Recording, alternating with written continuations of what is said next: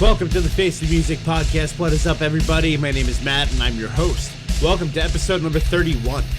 Stay tuned for our top 10 songs of the week. My very special guest, Rozzik, is on the show today as well. 31 episodes in. You ready? Let's do it.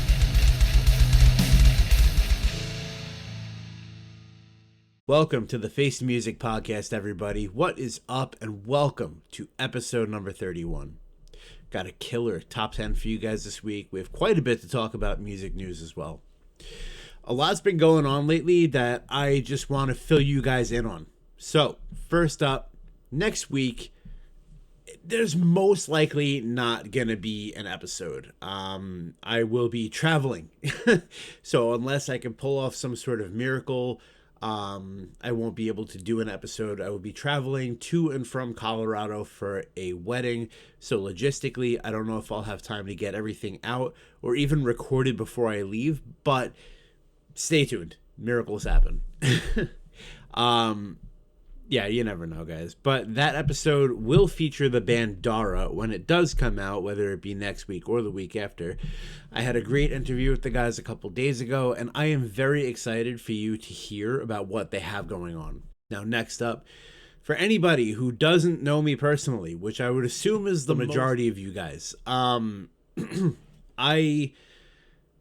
am going to be moving pretty soon. I'm not leaving Long Island or anything like that, but just financially this year has beaten me and my wife into the ground. So we're going to be moving in with my parents for a little bit while we regroup, but you know, the podcast isn't going anywhere. It's just it's a good opportunity for us to save some money, to get our feet back on the ground, for me to get a job and not have to worry about day in, day out of like, how am I going to pay for this? So with that being said, my already erratic upload schedule might be even more wonky until at least I figure out how I'm going to do all this in a different location. So all I ask is that you guys really just bear with me for a little bit while I navigate the changes and all that jazz. Also, I want to give a tremendous shout out to a few people who I posted maybe 3 weeks ago about I have shirts for sale. 3 people jumped at it, and I just want to shout them out. Gunther, as always, supporting every move I make, everything musically, everything personally. This guy is a real true friend. I love you, dude. Thank you so much. Kat Fallon, same thing. Known her for a very, very long time. And Dennis, all the way back from high school. I appreciate you guys. Thank you so much for helping out, for supporting the podcast, and buying a keychain and a t-shirt. Anybody else who's still interested, I have plenty left. I have shirts ranging from medium to 2X and a couple dozen bottle openers. So if you want to buy anything, let me know. They will be for sale November. Can't speak. I'm sorry, guys. November 15th, as well at the Project Zero show at Shakers in Oakdale. But yeah, aside from that, guys, I hope you all had a great week. Special shout out to Anthony Capozzi and the rest of the boys in Lost Becomes. Anthony, thank you for making some time to come on the show. I had a really great time talking to you, and I can't wait to hang December 19th at AMH with A Farewell Fire, I Ignite, The Greater Us, Hollow Isles, and of course, Lost Becomes. And anytime you want to just shoot the shit, talk Mudvayne, dude, I'm down. Hit me up. But for today's show, guys, we have the Bastard Child of New York City, the underground Alice Cooper, Mr. Rozzik is on the show today. Core just spent the last 2 years on tour with Ace Frehley. He's gone through lineup changes, label changes, personal changes, but the one thing that's never changed about him is his desire to write some killer music, some big riffs, and bring the onstage performance nobody expected to stages around the country. I'm so excited to have the man himself on the show. We go back quite a while, so it was great to catch up and really touch base. So stay tuned for that in just a little bit. As I say it every week, guys, if you are interested in coming on the show, whether you are a band, a musician, has something to promote, if you're a friend that just wants to come on and talk metal, pick a band, pick a subject, come on and let's shoot the shit for a little bit. I'm open to any of it. However, I'm booking into November now, and November will quickly turn into December. And December, I'm only taking 1, maybe 2 interviews before I'm pushing everything into 2026, because the end of the year is going to be so absolutely ridiculous for me. Busier than it is right now, and I'm pretty fucking busy. So don't wait. If you have something you want to talk about, hit me up now. Don't let it go till the end of the year if it's urgent. Bands, if you have a show that you need promoted or music that you want out there, tell me about it so I can shout it out on the show. Either hit me up on Instagram at the Face of Music Podcast or email me directly at the ftmpod@gmail.com. For all of my first-time listeners, it's my pleasure to welcome you officially to the Face of Music family. I hope that you like what you hear. Maybe you go back after this and look at the other 30 episodes to choose from to really catch up on everything that we've been doing here on the Face of Music podcast, including an episode that I had featured an interview with Chris Contos from Machine Head and Forbidden, and another one I did shortly after that with Jason Bittner of Shadows Fall. So catch up. Let me know what your favorite moments on the show are. Let me know what you want to see in the future. I have a lot of stuff that I'm trying to work on for 2026. So maybe we can put something together and make this happen. But when you are here listening to the podcast, there is no politics. There's no hot button topics that we really touch on here. It's all about the music. It's our time to hang out together and forget about the insanity of life. Just turn it off for a little while every week. There's no stress. I really just want to bring you intriguing conversation with people that you may already know, like I said, Chris Contos or Jason Bittner. It's artists that I feel like deserve your attention, like Rozzik, for example. But it's really just to talk about all things hard rock and metal music. I bleed this shit. I have bled this music my entire life. I am passionate about it, and that's really what I want the focus to be when we're here together, is just metal music, hard rock music, music in general. But thank you for tuning in, and I sincerely hope that you enjoy your first experience. For all of my returning listeners, welcome back, my friends. Thank you for joining me week after week. Thank you for listening, and thank you for tuning into another episode of the Face of Music podcast.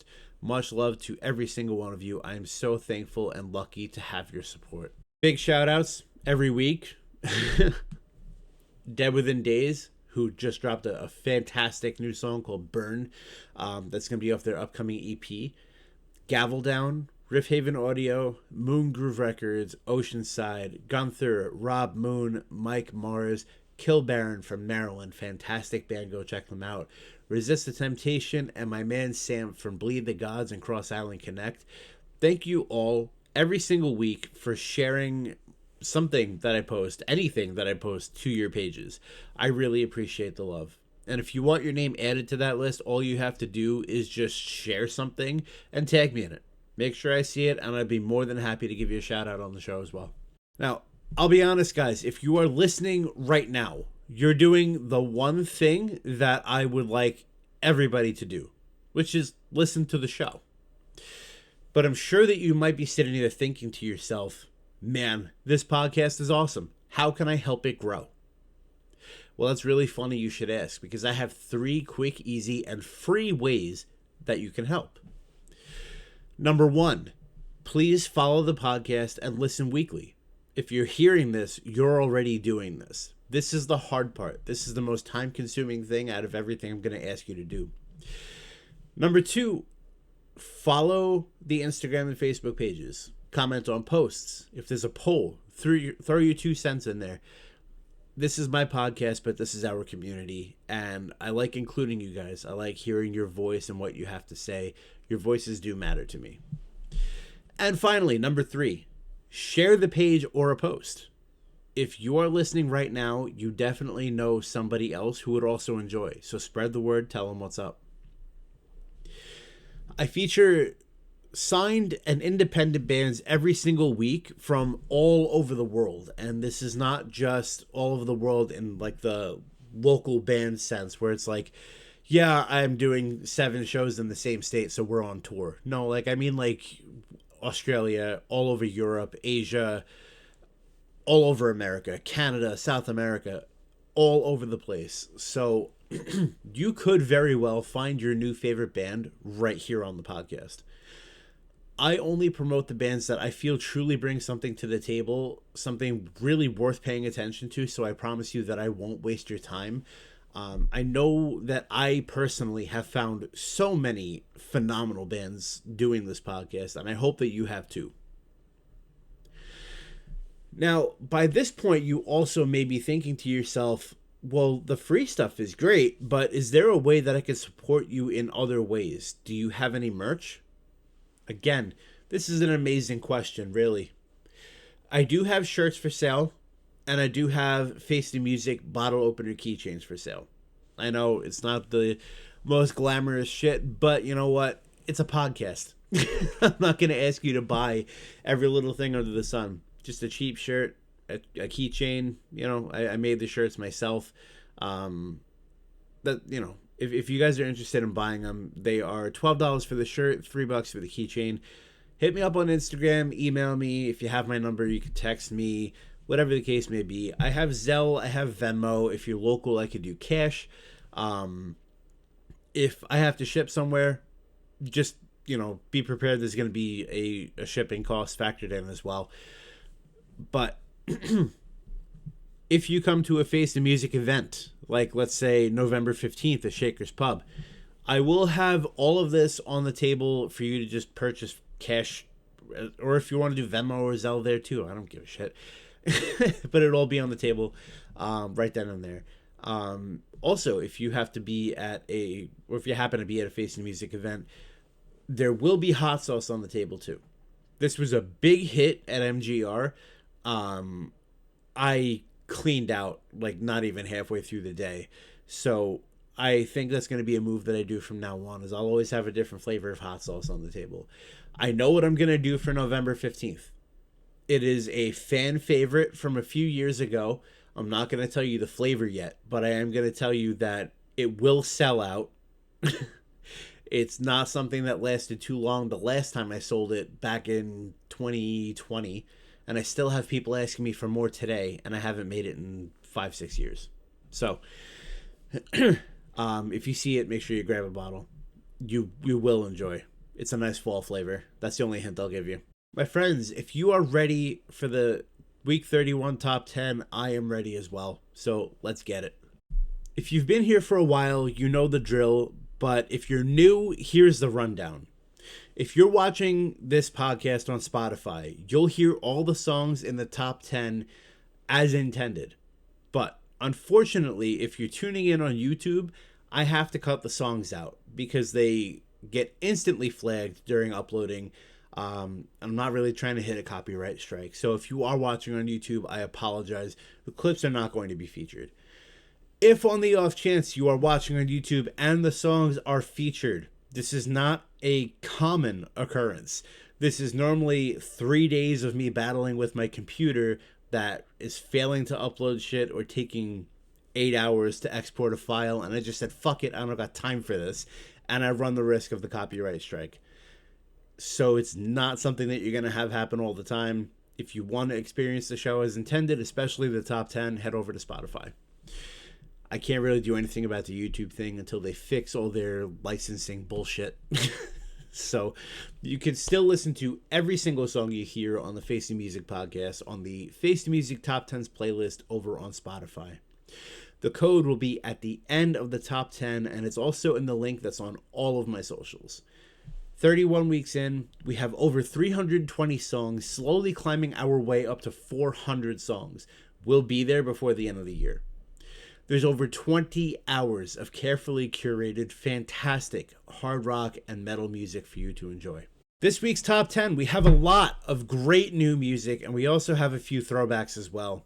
We got the heavy bouncy stuff, we got some thrashy melodic stuff. There's a little bit on here for everybody, as usual. And 100% of this just kicks major fucking ass. So, this week, we are going to hear from Rozzik. We will hear from Megadeth, from Either Breather, Upon a Burning Body, from Nevermore, Resistor, Dead Within Days, The Devil You Know, Shun the Caveat, and Dark After Dawn. At number 10 this week, kicking things off out of San Antonio, Texas, we have groove metal band Upon a Burning Body. The band's been around for about 20 years now, fronted by Danny Leal since inception, with Ruben Alvarez switching roles multiple times within the last 20 years. He was the bassist, he was the lead guitar, currently doing rhythm guitar, backup vocals. The band has also had multiple lineup changes over the years, but currently the band sits at Danny Leal, Ruben Alvarez, Tito Felix, and Thomas Alvarez. The band has released 6 studio albums, 2 EPs, and the band is working on more new music as we speak. Today, we throw it back to 2012 with the band's Red, White, Green album. This is a fast but bouncy, heavy, chunky, everything all in one about regret, making every minute count. This is Upon a Burning Body, Once Upon a Time in Mexico.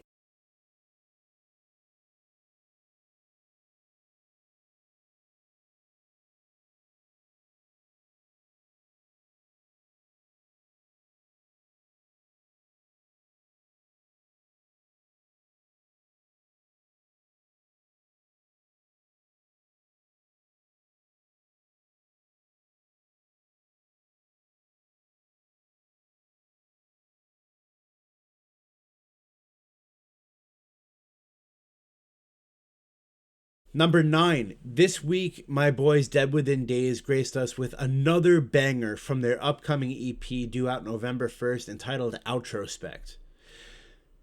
Come see the boys take the stage at Monster Mosh November 1st in Port Jeff, New York, and grab a copy of the EP and some merch while you're there. These guys are no strangers to the Face of Music podcast or the Top 10. I'm fairly sure that I've had every single that they have released from the EP on here, and this is no exception. Why? Because they're that fucking good. These guys are among some of my favorite people that I've met this year. They're workhorses, they are amazing musicians, and they keep a middle finger to the face of adversity, and they never let anyone or anything hold them back. This is the final single the boys will be releasing before the album drops, so I hope you enjoy and get your asses to the show. At number 9 this week, this is Dead Within Days with Burn.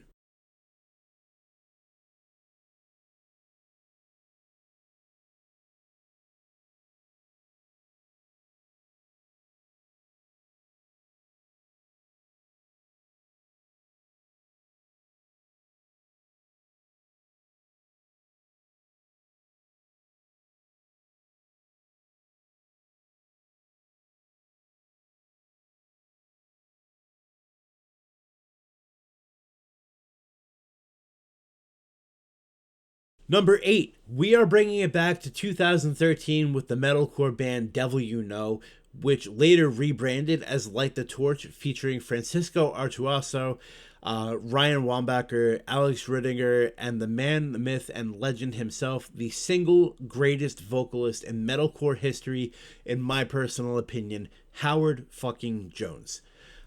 The band started back in 2012 before rebranding in 2017 after Howard parted ways with Killswitch. The band released 2 albums under Devil You Know, 2014's The Beauty of Destruction and 2015's They Bleed Red. Both of these are quite a departure from the sound that we knew Howard for, though. Staying in the metalcore vein, it was a different style than the Killswitch sound, and the band made sure that they proved themselves quickly once making their debut. Our number 8 song this week comes off of their 2015 album, They Bleed Red. This is The Devil You Know, aka Light the Torch, with The Way We Die.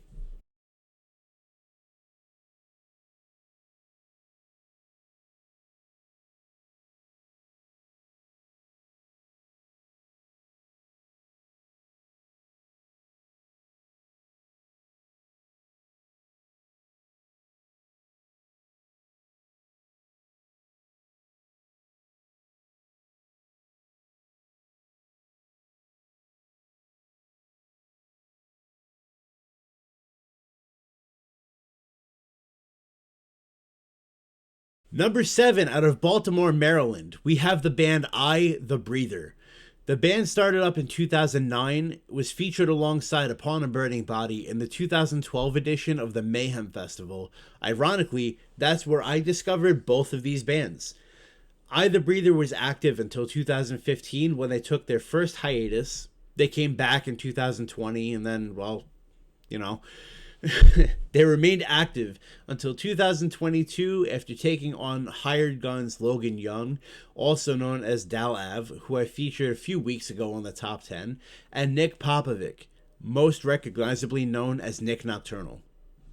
Back in 2021, the band released a new single and they hit the road in 2022 for their 10-year anniversary tour, and after the tour, the band basically faded out. Just a few days ago, the band wiped their Instagram completely clean and posted their 3 album covers for These Are My Sins, Truth and Purpose, and Life Reaper, teasing the potential for yet another reunion. Hopefully this leads to something. They're an amazing band, and that's why they are at our number 7 spot this week. Off of These Are My Sins, this is I, The Breather with High Rise.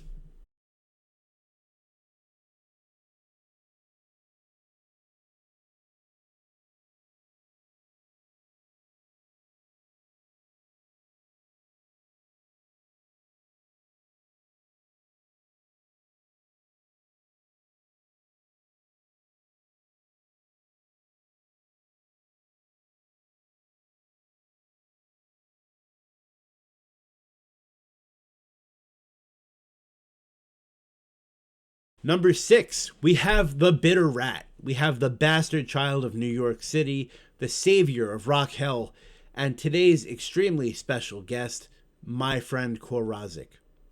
Kor came to be in 2016 with one simple mission: to show the world that rock music is still alive. The band brings a full theatric stage show and a hard rock soundtrack that you cannot help but move to. The best way that I could describe Kor Rozzik's music is if you were to take a band like LA Guns and combine them with Skid Row and give them a contemporary production with a frontman who's got the range of, let's say, the growl of David Draymond to the highs of Don Dokken. Kor has had his hands full through the years with lineup changes and a very heavy touring schedule, but he's always found a way to keep moving forward, keep bringing the high energy show and production to the crowds, whether that be playing with Steel Panther or John 5, spending 2 years on the road with the spaceman himself, Ace Frehley. Stay tuned for my interview with Kor in just a little bit. At number 6, off of the album Vengeance Overdrive, this is Kor Rozzik with Bitter Rat.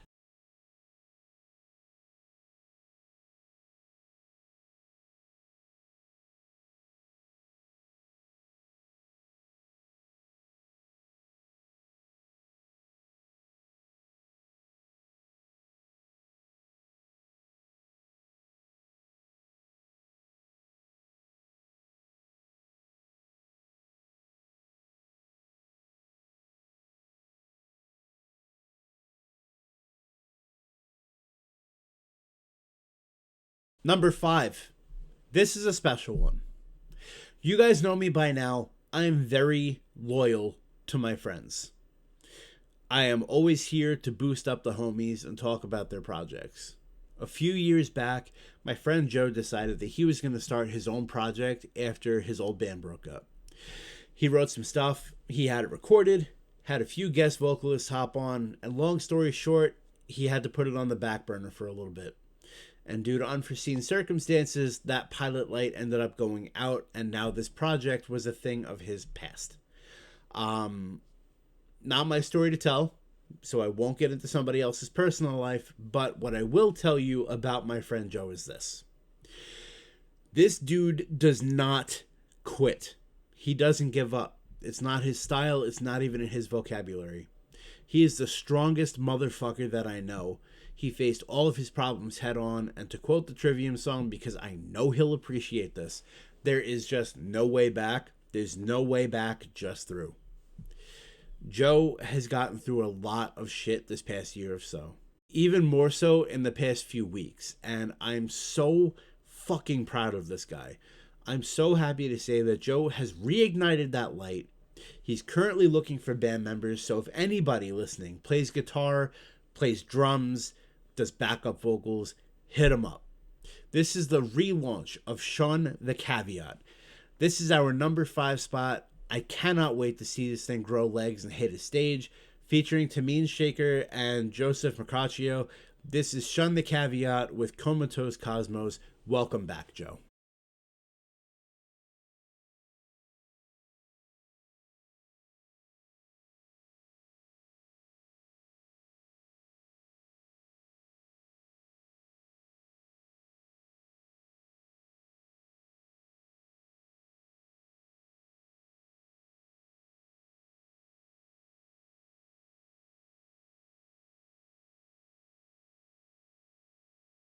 Coming in at number 4 out of Seattle, Washington, we have metal band Nevermore. Nevermore was formed by Jeff Loomis, who was also an arch enemy for a bit, Jim Shepard, and Warrell Dane after the previous band Sanctuary broke up. The band did not have a solidified drummer until 1994 when they locked in Van Williams.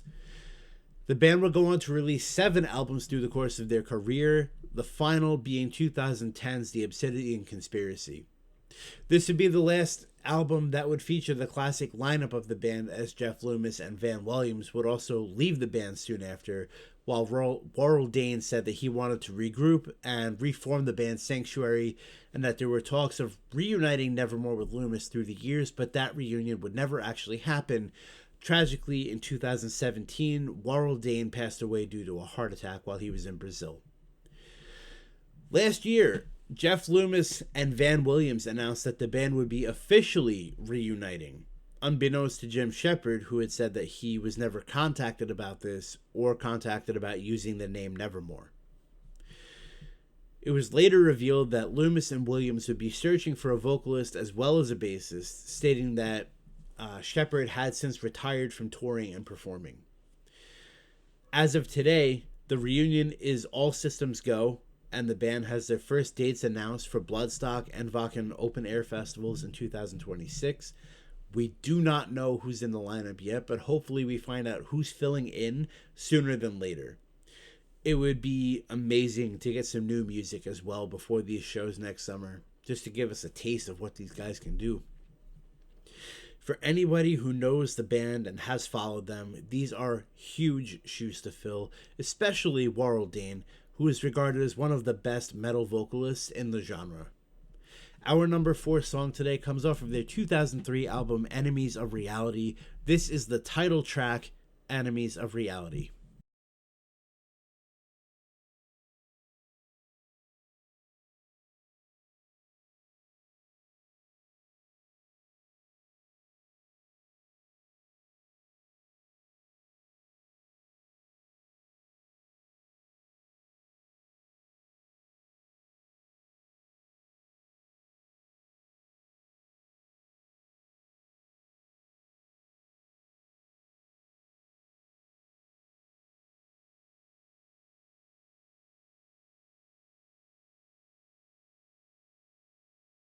Just a quick recap of our top 10 before we get into the top 3 songs of week 31.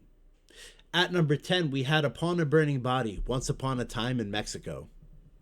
Number 9, we had Dead Within Days, Burn. Number 8, we had Light the Torch, formerly known as Devil You Know, The Way We Die. Number 7, we had I the Breather, High Rise. Number 6, we had Core Rozzik, Bitter Rat. Number 5, we had Shun the Caveat, Comatose Cosmos. And at number 4, we just heard from Nevermore, Enemies of Reality. Coming in at number 3, we have the absolutely legendary thrash metal band Megadeth. I featured Megadeth maybe a month or so ago on our top 10 with the announcement of their 2026 retirement tour and the final album being released. You know the whole Megadeth story by now, so I'm going to spare you the details of the whole thing. And if you don't, dude, I can't even help you there. Go look it up. But currently, the band is gearing up for their final album, which will be self-titled. And the lineup for the end of the road is Dave Mustaine on lead vocals and guitar, James Lemenzo on bass, Timo Montesiari on lead guitars, and Dirk Verburen on drums. The first single just dropped the other day, and guys, I'm going to keep it real with you. I'm pretty mad about it. I'm mad because it's honestly one of the best songs that Megadeth has ever released, and it comes to us at the end of their fucking career. It is legitimately, instantly, a favorite. The guitar work is uncomfortably great. The production is top notch.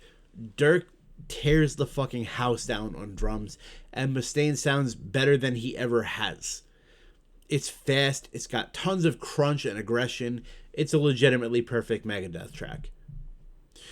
I'm sad that this is the end of the band, but if the rest of this album is nearly as good as the first track, it is the most bittersweet send-off that they could have given us.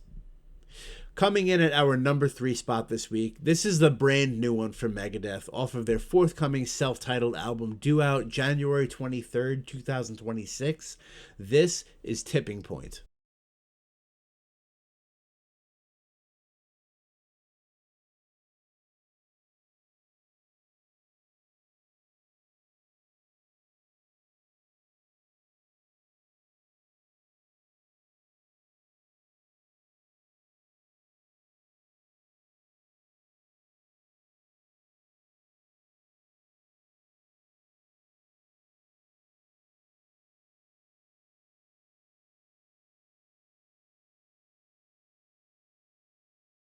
Number 2, The Sewage Crew. The Wicca Wicca Boys are back with a brand new single, the first one since releasing Headcase back in January.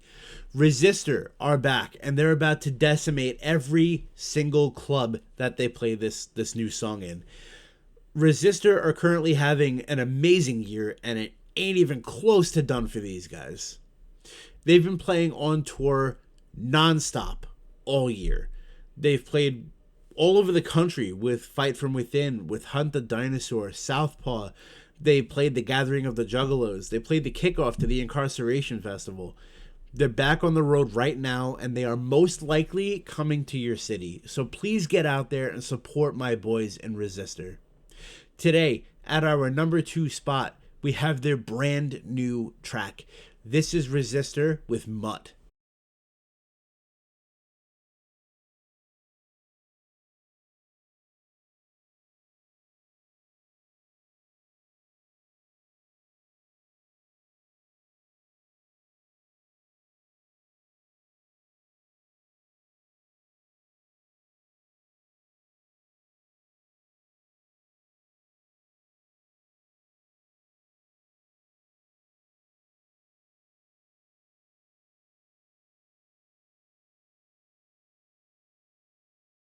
Coming in at number 1, this is a band that I've featured a couple times now.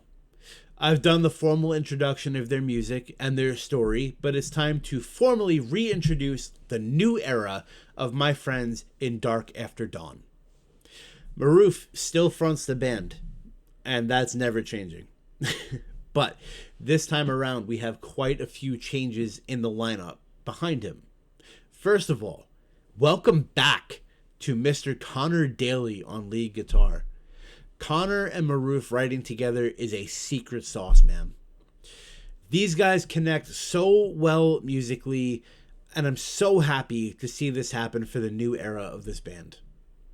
Rounding out the lineup, we have Colin Gray on bass, and the band is currently looking for a drummer. So if any parties are interested, hit them up and be prepared to be busy. I did a full reaction video to this song. It's on my YouTube now, or let's see, this will be coming out Friday. It'll be up at midnight tonight. So go check that out. It's interesting. It's my first time ever doing a reaction video, but I would do anything for these guys. They approached me about doing one, so there we have it. But this is the brand new single. This is the new era of Dark After Dawn. Welcome back, guys. Our number one song is Shadow Work.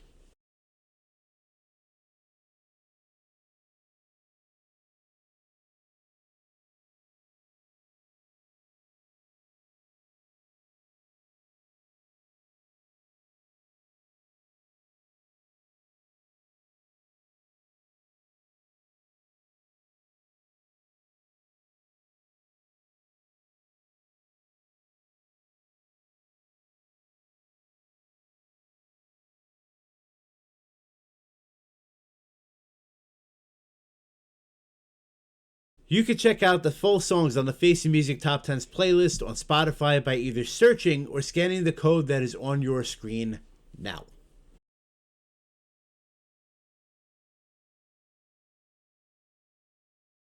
Alright guys, let's talk about some upcoming shows. October 11th, this is Saturday night. So if this is being uploaded Friday, that means tomorrow night. City Sound Studios, Ronkonkoma, New York, horror metal band Uchikatsu takes the stage, featuring support from the highly anticipated return of the Stitched Up. Also joining them, we have Take the Flame, Gas Leak, and Letters to Milena. 6:30 p.m., $18 to get in. It is an all-ages show. There will be no alcohol at this event. Please, please, respect the venue and respect the bands. Do not show up shit-faced and make problems. Next up, November 1st, we have the 3rd annual Monster Mosh featuring Pathmaker, Dead Within Days, Resist the Temptation, and Terrigenous. Both Resist the Temptation and Dead Within Days are releasing EPs at this show. Tickets are $20. Costumes are heavily encouraged. This is a Halloween themed show. There will be a costume contest. So this event will most likely sell out. Do not wait to get your tickets. Contact the bands directly to purchase. And with admission, you also get all non-alcoholic beverages included for the night. Very cool thing that they're doing with that. This is going to be at the Polish American Independent Club in Port Jeff, New York. Show starts at 7 p.m.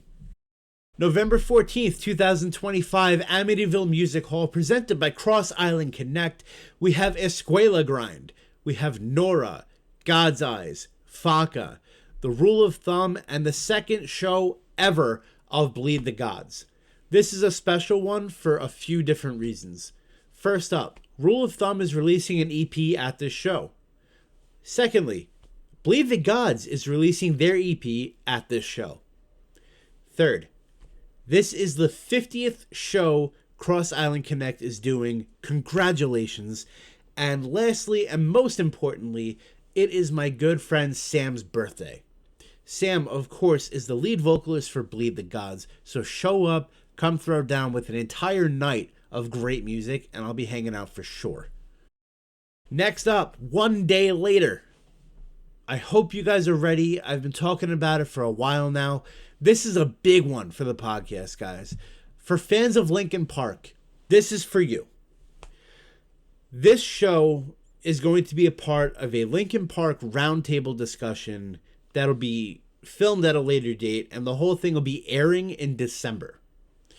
This roundtable will not be like every other episode of the Face of Music podcast. It's going to be a very special format featuring about 10 or so guests where we all get together and we discuss the career and the impact of the band, and of course the great Chester Bennington. The roundtable date, the air date of everything will be announced once all participants are selected. We still have a few spots left, so if you want in, don't wait. There's not many left, so send me an email, shoot me a message on Instagram, whatever you want, if you want to be a part of this. Aside from the roundtable talk, I am very, very proud to announce that Saturday, November 15th, at Shaker's Pub in Oakdale, New York, I will be making my return to the stage for the first time since March 1st of 2020. And I will be doing so with a bunch of my friends. I have Tom Gallagher and Joe DeMeo of Soul Searcher on vocals and bass, respectively. I have Dylan Franton of Resist the Temptation on rhythm guitars. I have Alec Rogers, formerly of The Unpermitted, behind the kit. Alex Krause of The Stitched Up is going to be rapping for us. And on samples, Mr. Travis Parker. I'll be playing lead guitar that night. We will be paying tribute to the band that had a massive impact on every single one of us as Project Zero, paying homage to the band's beginnings as Zero before they were Linkin Park, and Project Revolution, the legendary touring festival that the band toured on multiple times. Joining us on stage November 15th at Shakers, we have newly added metal band Rebar. Unfortunately, Rominer had to drop off due to previous commitments. We also have my friends and show alumni skate punk, pop punk band Oceanside making their return to stage after years away after releasing their incredible new album Hearts Run Dark. Also, friends and podcast alumni Gavel Down is on the show. Entry for this event is $15. It's purchased at the door. There are no tickets for this event. Doors are going to be at 6 p.m. and the event starts, or the show starts, with the first band hitting the stage at 7 p.m. Project Zero will also be filming our entire set, and the performance is going to be featured in the roundtable episode of the podcast airing in December. If you're coming down to the show, guys, I want to see energy in that crowd.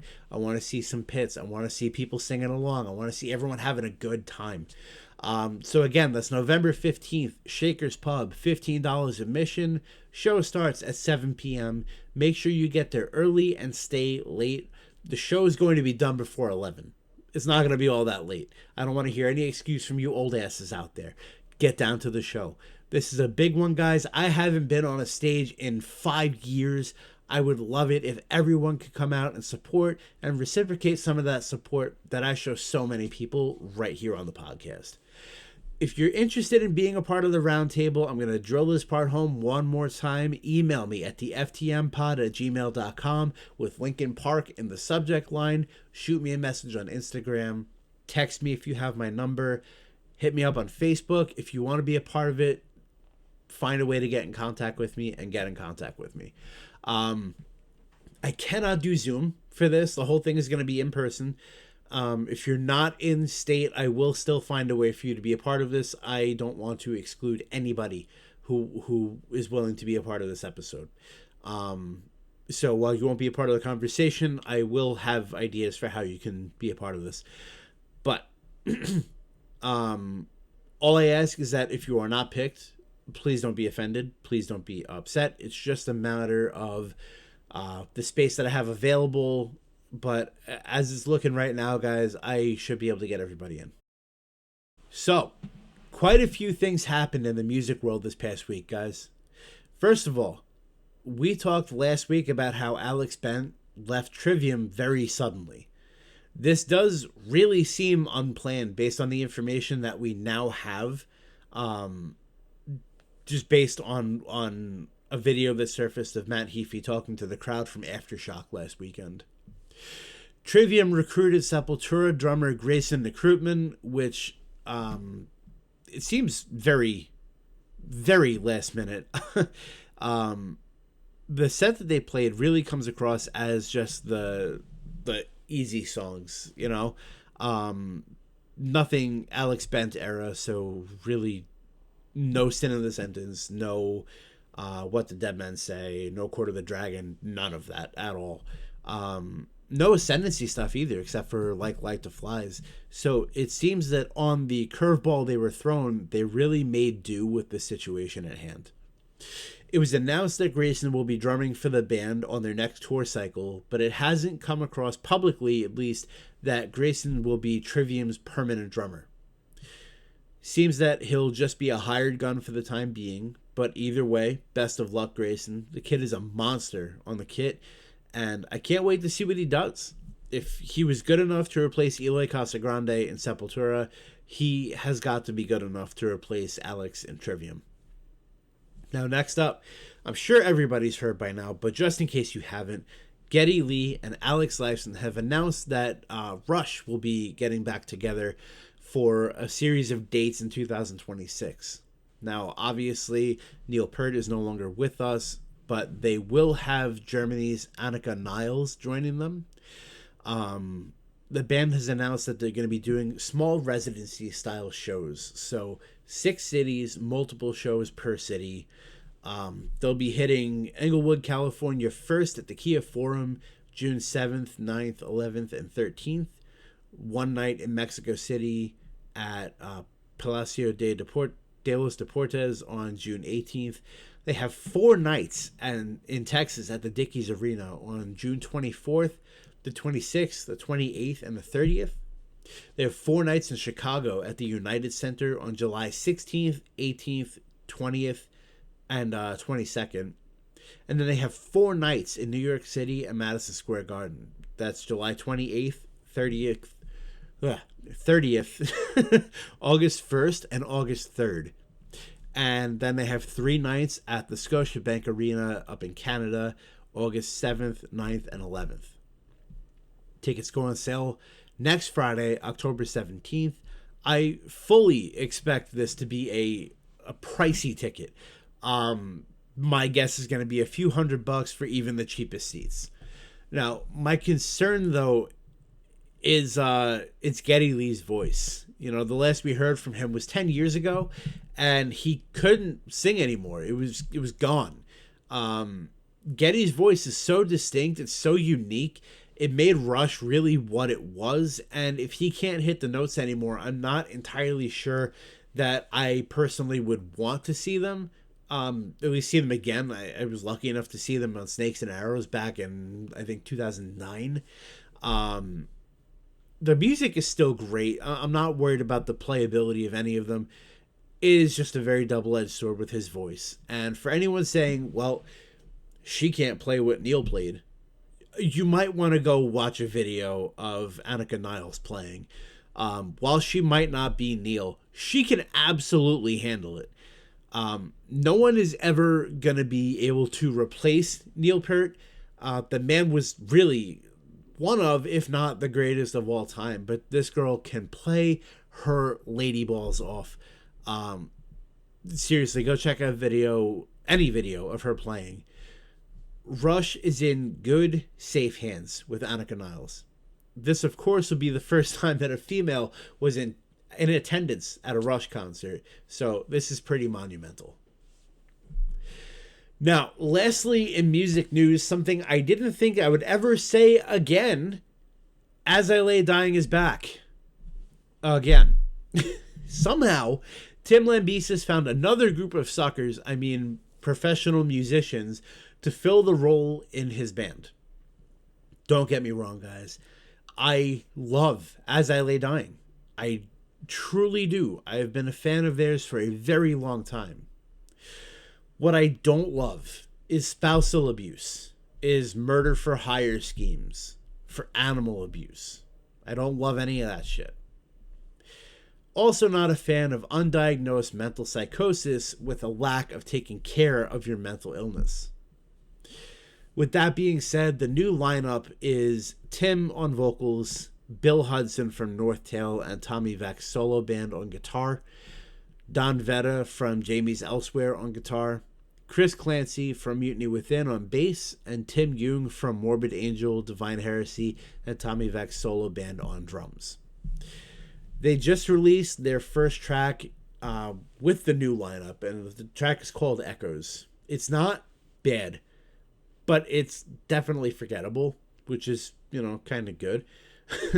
But the band just isn't the same anymore, man. The magic isn't there. As much as that sucks, I think it's kind of for the best. I don't know about you guys.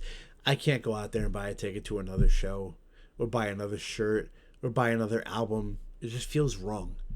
For Tim's sake, though, I hope he's gotten some help. for his bandmates' sake, I hope they're armed. As I lay dying, guys, man, it's such a weird thing. It's weird because they used to be a band that stood on such principle, and then you find out really what I would say too much information about the guy, and it's not who painted the picture of morality all these years. It's not the guy that wrote the lyrics about getting through struggles and perseverance and fighting your way through life. It's a guy who behind closed doors is hating his wife and beating his wife and disrespecting bandmates and beating animals, and like, it's not a good person, man. Like, you can't stand on a moral high ground on an album, writing lyrics that are having people go to the fucking tattoo shop and get them inked on their body forever, and then you turn out to be a tremendous piece of shit, a completely disrespectful person, and truly someone undeserving of a second chance, let alone a fourth chance. That's, come on, man, we're pushing it now. I'll admit, when they came back, like, I felt it was, I'm not in a place where I should be judging people, it came out that his ex-wife was able to look past the past, not necessarily like welcome him back into her life, but acknowledge the fact that he put in work to change. His old bandmates all came back, and like, these are the people that are closest to him. So if they can accept him, I am not in a position where I should be saying I can't. Who am I? So yeah, I went to the first few tours. I had a great time. And then everything came out about like all his original bandmates quitting. All the stuff that Ken Susi from Unearth had released about his time in the band. And it's just, then the videos came out. The videos of him hitting the dog and beating his ex-wife. And I mean, I'll be fair too, I don't condone spousal abuse in any form, whether it's the guy hitting a girl or the girl hitting a guy, and she's just as much of a fucking psycho as he is. So it's kind of a nowhere road for both of them. But what I will say is that this time around, I can't really buy in. I'm not really trying to stand on a soapbox here or anything, but it just feels, I feel like he's not deserving of the streaming money. I feel like he's not deserving of the merch money or the ticket sale money anymore. Like, fool me once, fool me twice, Let me know what you guys think, though. I'm curious about this one. So drop it in the comments. Shoot me a message on Instagram. Let me know. Before we get into today's special guest, I just want to tell you guys a little story about this guy. The first time I met Core, we were doing a show together in Queens, New York. This was definitely the earliest days of the Core Rozzik band, and it was early for my band too. We barely had any sort of stage presence or anything. I was wearing a fucking denim vest with a 5-finger Death Punch shirt, sunglasses, and a bandana. I looked like an asshole. But we did know that we were going to cover Shout at the Devil at that show. So as we're playing this song, we're about 3/4 of the way through it. Core comes up, grabs a mic, just hits a fucking high note, and walks away. I was like, that was a bad motherfucker.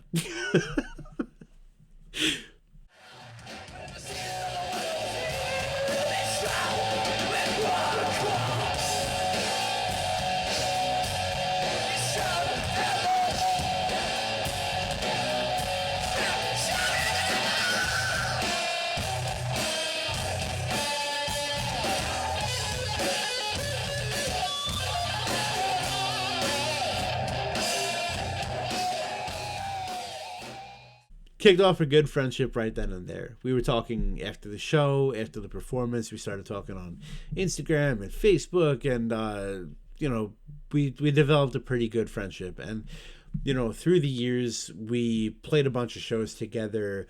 The final Logan's Room show ever, actually, because that was Logan's Room that he grabbed the mic with. We ended up having him host the show. He did a real short acoustic set in the beginning. First song in, he snapped a string on an acoustic guitar, and there's no coming back from that. So he was hosting throughout the rest of the night, introducing bands and everything, and then we planned it out that at the end of the night, Core is going to come on stage with us, and we're going to cover Hell's Bells together. But instead of it just being a one off this time, like he's going to actually sing a verse or two, go into the choruses with us. I have no video of this. It was the one thing from that night that it was such a shit show of a show, and that's the one thing no one took a video of. Mid set, we blew the power in the venue. The owner didn't know how to fix it, so we're sitting there on stage for 20 minutes, just like, well, now what the fuck do we do? Lights come back on, and we're like, well, we got to wrap up. That's half our set right there. So we covered this song. That was the last song that I played on stage with any of the Logan's Room guys, and it was so there was no closure there because the band broke up pretty shortly after. Um, but it was the right kind of ending to that because we went out on the highest possible note. The last night we were ever on a stage together was a fun night. Um, but more importantly, Core made it a very fun show too. Um, I After that, I played a bunch of shows with him when I was in Burn Your Bridges as well. He had Core Fest, the album release show, all that kind of stuff. But from his earliest days,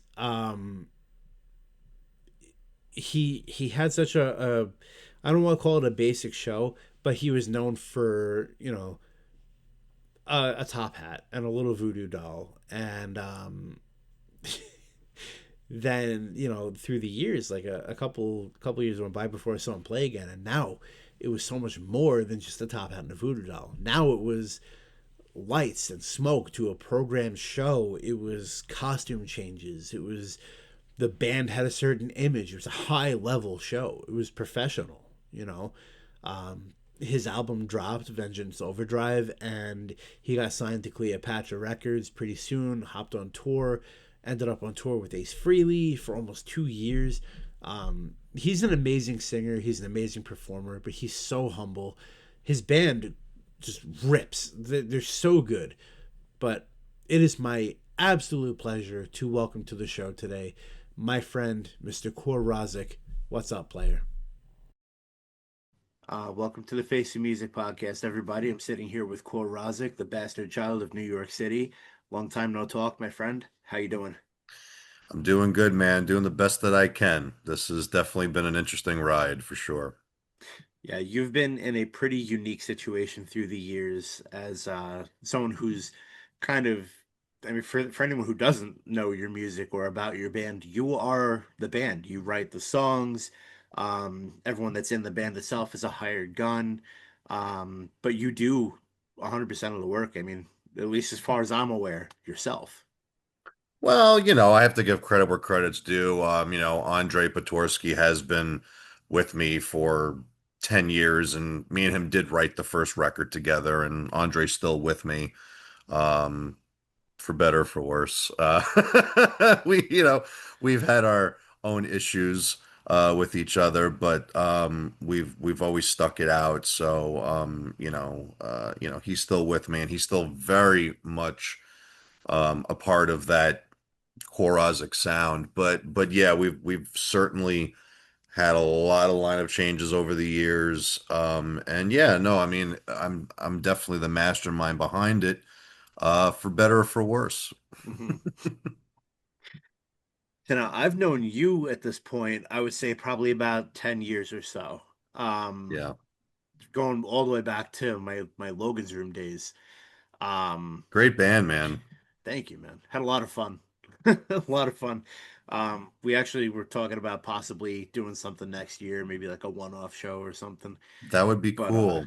yeah, dude, I've been in talks with Dave and Jordan, and we will need a new drummer because I don't know if you heard about that mess, but it's a mess. No, I had that. Yeah, that's no. I'll talk to you about that one after. Sure, sure.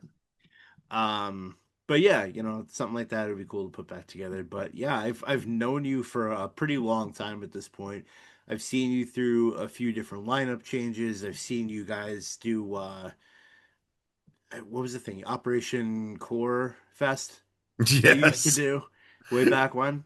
Yeah, we did a lot of core fests. Yeah.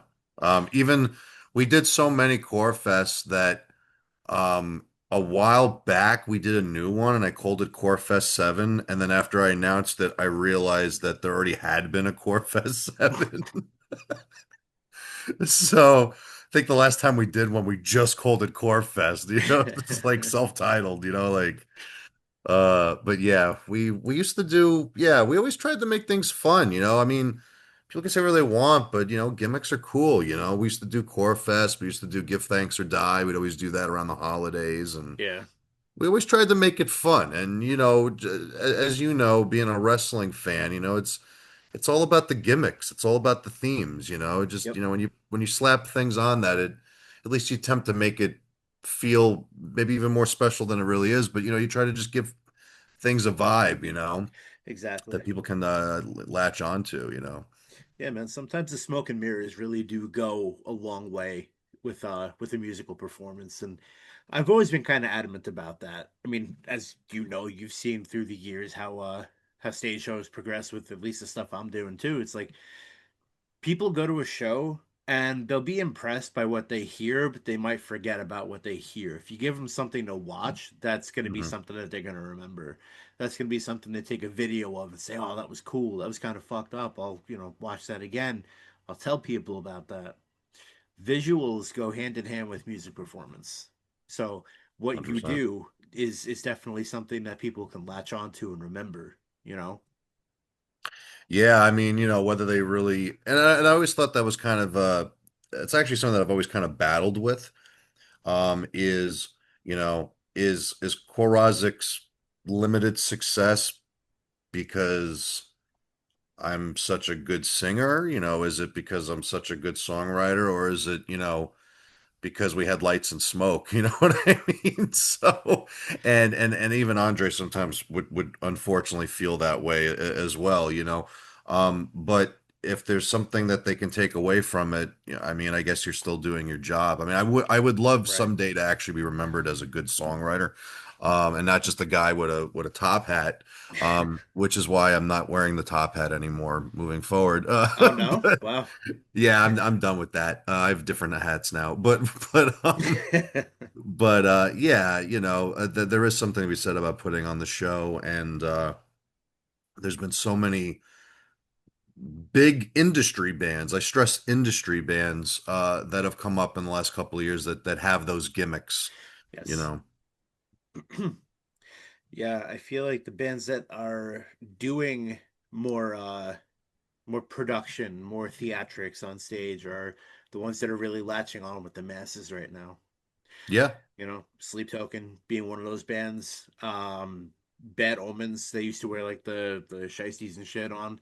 hmm, Um, it's a little tiny effect, but it takes the band to the next level because it's something that people are like, oh shit, that looks kind of dangerous or kind of yeah. weird, you know. But yeah, with you, man, I'm surprised that you're retiring the top hat. That was such a signature thing for you.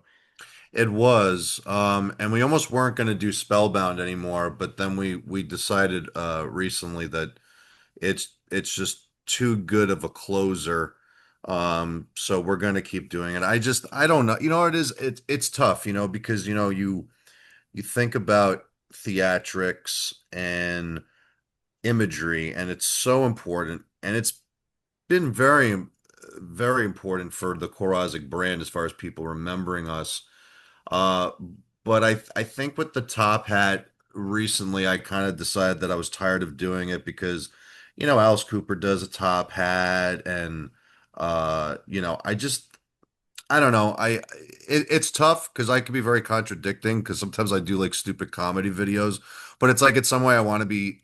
I want to find that fine line between campiness and not being a totally too corny or cheesy. I want to be taken somewhat seriously, so I don't know. I'm kind of over the top hat. I'm glad that people remember that, but I'm kind Yeah, of done dude. with it. It was such a cool part of your show to come back out like in the top hat with the little voodoo doll and shit. Like I know. that was such a, if I would call it an iconic moment to see a smaller band do, like you had that presence. That's the thing that everyone Sure. waited for. If you've been to a Core Rozzik show, you know what's coming, you know? That's Um, true. Well, and that's why we're not going to retire the song, and I'll still be it's wearing my also red. it's also a good fucking song. Yeah, I mean it's definitely a banger for sure. And yeah, no, we're not we're gonna keep playing Spellbound. I'm gonna have a different hat, and but the Voodoo Dolls are they're still in the jacket right now. They're they're getting ready to come out again. So yeah. So you've been on tour a lot with Ace Frehley. How's that? That was a very unique situation, man. Yeah, And we were talking about the whole smoke and mirrors thing, yeah, and it's like the industry is really a weird thing. You sometimes like wonder like how do certain bands do well or why do certain bands get certain opportunities that others do? Is it solely based on talent? Well, talent definitely helps. Is it connections? Frankly, a lot of it just comes down to money. Are bands yeah, willing to buy on the stuff? You know, um, you look at bands like Sleep Token and stuff. I don't know much about Sleep Token, but I'm sorry, you see anything like that, there's some sort of money somewhere. yeah. Whether there's a $1 million record deal or they got rich some like you don't just go to Party City and buy those ninja suits. You know what I mean? Right. Like you have somehow there and I'm not knocking them, but I'm just saying that like there's lots of bands that somehow they had resources, Yeah. to do stuff. And when it came to Ace Frehley, to be honest with you, just based on my past experiences in the industry, Hmm. this was the one time we really got lucky. We got hooked up and we did this thing called Creatures Fest, and it was a Kiss themed all weekend convention basically. And Vinnie Vincent was coming out of retirement, I think I remember and hearing about this. yeah, that was a bit of a shit show, but the Friday night was the bill was Korozik, John Corabi, Enough's Enough, and Ace Frehley with Peter Criss. Like that Oh was the shit. Friday. And I got to formally meet Ace's manager and we hit it off. He actually knew who I was. Apparently he was a fan of mine. And I was, yeah, and we just really hit it off. And he was like, I'll put you on some Ace shows. So so so we did some Ace show, and mind you, getting paid, rider, you know what I mean, full profit of merch. And we did a couple, and the crew loved us, the fans loved us, and it just got to the point where like we literally just did that for like 2 years. And like that's 80% of our shows were just A shows, for a bunch of jabronis from like Queens, like that's almost unheard of. You know the Right. game. You want to play with a big band, you know what is probably going to happen. You're either Hmm. selling tickets, buying on, or no pay. And Exactly. we were getting the rock star treatment. Every day I would show up and there was my Perrier and gummy bears, you know what I'm saying? So I was really living the rock star life. And unfortunately, last year he got a new booking agent, and the new booking agent just did business differently. They wanted to put him on fairs and Yeah. festivals and packages with other '80s bands, and there was no conversation for Core Roz. Like I'm not throwing anybody under the bus, but I don't know how much anybody really went up to bat for us. Yeah. Even though the fans were very verbal, and even to this day, fans are like, "Oh, are you playing with Ace this week?" It's like, nope, sorry. So we really had this cool bubble rock star moment in time, Yeah. and it was fantastic. Met a lot of cool people, met a lot of fans, made a lot of fans. Um, but in the midst of it, we got caught up in the whole thing, and unfortunately, the band the band looked. We had two different lineups during that period, um, and both were pretty respectable as far as the look and performing on stage. And for the most part, everybody got along. But when it came time to coming home and not playing Rockstar and trying to write new Core Rozzik music, it wasn't really happening. You know, everybody wanted to go out and look cool and open up for Ace Frehley, but when it came Right. time to helping me with social media to take things to the next level or try to write new music, it just really wasn't happening, Hmm. you know. So it was one of those things where I was trying many times to use the Ace Frehley thing as motivation to get good people around me to do stuff. But ultimately, it just seemed like nobody really wanted to put in the work with me, and it was getting to the point where it was like I can only do so much as one person, you Right. know. So that's been the challenge with Core Rozzik, you know. So, I mean, I did see you guys were out with Ace for a long time, and I did notice the shift too. That now he's kind of, not to use the term crudely, but he's doing what nostalgia acts do. The state fairs, the small little places, the Yeah, come see Ace freely, put his name in lights, because I'm sure he doesn't have a lot of gas in the tank. So, I mean, I'm sure that's where the money's going to be for him. You know, sure. it's I don't know. I don't know how his ticket sales were. It seemed that you guys were all doing pretty well with crowds. It seemed like he was drawing still. So I can't imagine there being a lack of support. But Yeah, I mean, listen, at the end of the day, like Ace is a legend. I mean, yeah, he's from Kiss. I mean, you know, when you look at like the genesis of rock and all yeah, the bands that follow after that, Kiss is definitely one of those bands. I mean, there's a whole Kiss community. hmm, Like there's Kiss the band, then there's all the like later band members, the Bruce Kulicks and people like that. Then there's like Enough's Enough and the Tricksters and all yeah, the bands that toured with them back in the 80s. And then there's the jabronis like me that opened up for like the solo guys. And that's like a whole community. And like yeah, everyone knows everybody. Like that was the one thing that was really interesting that I never thought would happen is that I really got involved in that whole Kiss world. hmm, Um and it was pretty cool. It was really cool to like, you know, rub elbows with some of those folks. Um and yeah, but having said all that, I can't say, oh, because I was opening up for Ace that there was like, you know, thousands of extra people there. That's why we were selling out. But the numbers were pretty good while we were there. And I yeah, know a lot of Ace fans, every time they'd see us announced again, they'd be like, oh, Core's gonna be there. We'll go back out and see that package. So it worked really well for as long as it did. As hmm, far as how things are going now, I don't know. I'm not there. So right.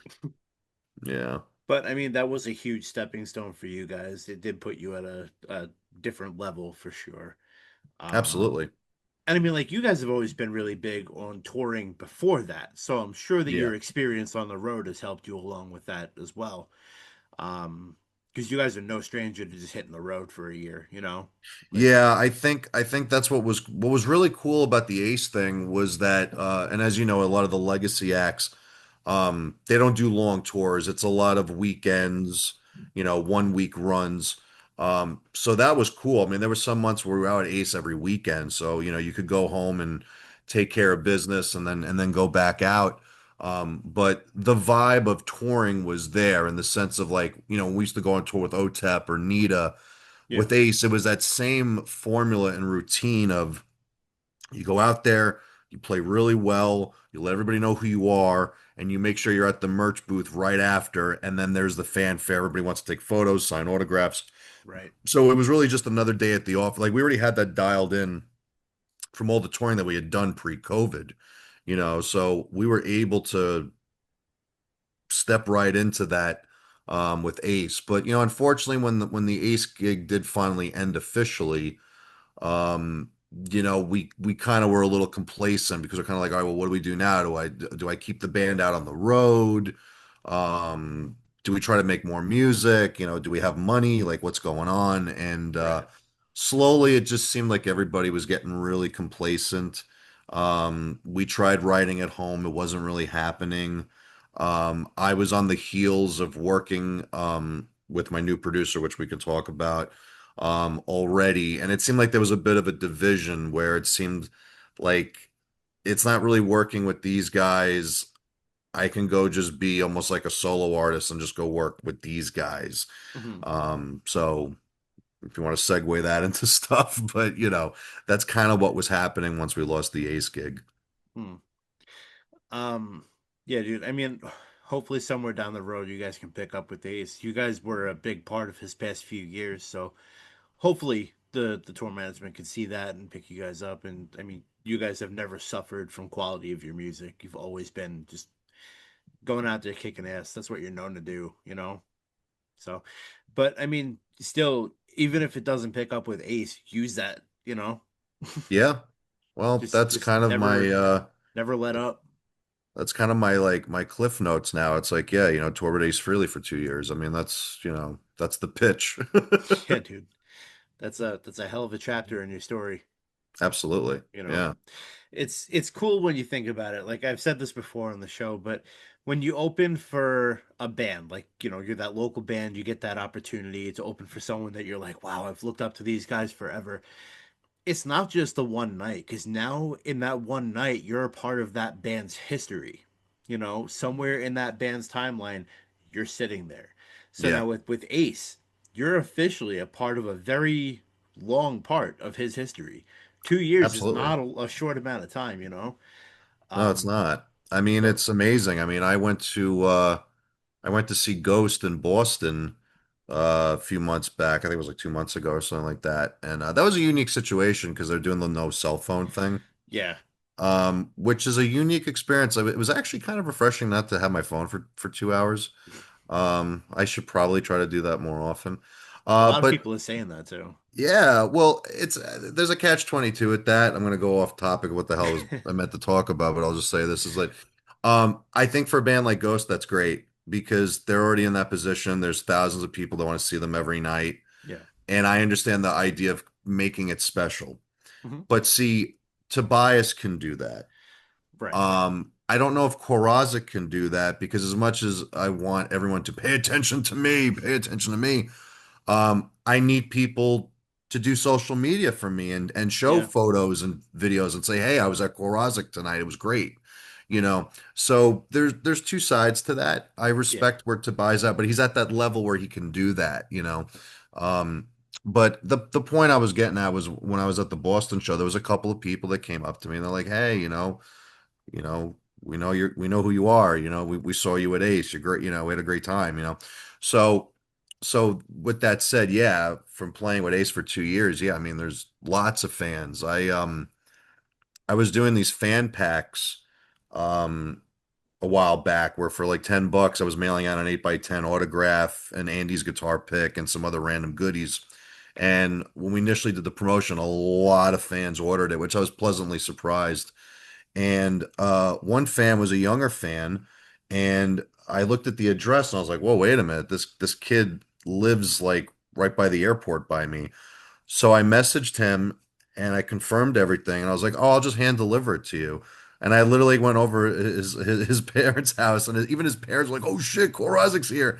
And we took photos, and that was cool. That I mean, it made their day, but it really made my day because this year's been very challenging, and I haven't been Yeah. able to go out and perform yet. So it was nice to have a little bit of that fan connection, but they were really like pleasantly surprised to see me.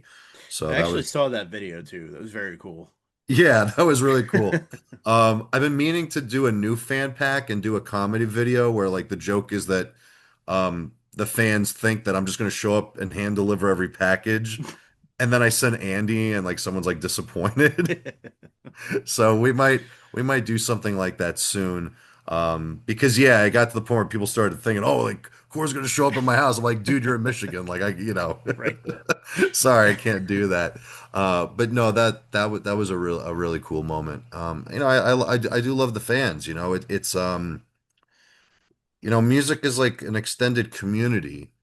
And I don't know if it's because I'm the bastard child of New York City, at least I used to be, but now I'm the savior of rock hell, but that's a whole other topic to get into the whole new lore of the new music. But I don't know if it's me being an only child or being kind of like the weird kid in school. A lot of us were, picked on or bullied or just isolated. We weren't the cool kids. Yeah. But when I get to see my fans and talk to my fans, it's almost like I have friends. I don't know if that sounds sad, but like, No. it's my way of connecting to people where maybe when I was younger I wasn't able to connect with people, Hmm. So I really do value my fans. I mean, it's been amazing that uh I still get people that message me all the time, and sometimes it's a little sad because people be like, hey, like, when are you playing here again? And it's kind of like, how do I tell them, hey, there's been some financial issues, or there's been lineup issues, or the Right. industry sucks. I don't have a booking agent right now. It's like, how do I explain those things to people? Um you know but they're Yeah. still out there. I mean, it's a hard thing to explain, but it is the industry itself, like it, the music industry as a whole, especially when it comes to rock and metal and stuff, it's so give and take, and Yeah, it's not consistent. It never has been. Um, but you have the demand, so you have that going for you. You have people yeah, that'll show up for you. But it's logistics, it's hammering down a lot of details that people it aren't going to is. see on face value. It's everything that goes on that people don't know about. Absolutely. um I mean, even just to play, like, I don't know how it is for you guys. When I was playing, to play New Jersey was a big deal because there was so much shit that went into New Jersey, and that's an hour and a half drive from here. It's a lot of rental. It's a lot of, like, who's got the money for this? Where are we gonna Hmm. stay? Are we staying? Are we staying the night? Like, how much we getting paid from the gig? Are we getting paid from the gig? Like, there's a lot that goes into that shit that people don't really grasp. 100%, and you're talking about just like Long Island to New Jersey. Yeah. Imagine the coverage that, the ground that I've covered Yeah. in the last couple of years, and it breaks my heart because I always have people like, Core, please, I'll come see you. Come back to Texas. And it's just like, Yeah. okay, well, Texas is like a 3-day excursion just to get there. And if I'm not getting paid X amount of dollars when I get there, how Yeah. do I justify getting there and getting back? And then I got to book shows along the way, and there's so much that goes into that. And it's been tough because I was trying to get some booking agents this year, and either people were just too swamped to take me on, or I think Rozzik as a brand, we're kind of like a mixed bag. So it's harder because there's a lot of agencies that like do death metal, or they do like hardcore metal, where if you're very niche and you sound exactly like that other band, then they can Exactly. kind of squeeze you through. With us, it's kind of like, we're like Alice Cooper on a budget, right? So it's like, where do we fit in?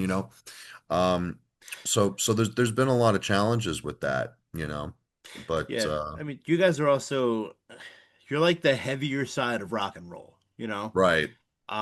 It's not the screaming side of rock. It's definitely the more like singy version of it, but the riffs are heavy, the music is aggressive, so it's like it's a really awesome sound. I love it, but I could see how it's hard to fit in with these other bands that are touring because so much is so dominantly like screams, death metal, Yep. metalcore, and the other side of it is just so not. And I think that's what's funny about the scope of music right now, because in one way, a band like Ghost gives me hope, but then at the same time, it's like Ghost sounds the way they sound, and they're brilliant. They're probably one of my favorite bands in the last 10 years, but they're like here now. Yeah, And, you know, but they're there sounding like that. yeah. They're like What, Maiden big, sounding kind of not right. even like Maiden. But how does it work when like you sort of sound like that, but you're down here, right? You know what I mean? So Right. it's like, how do you?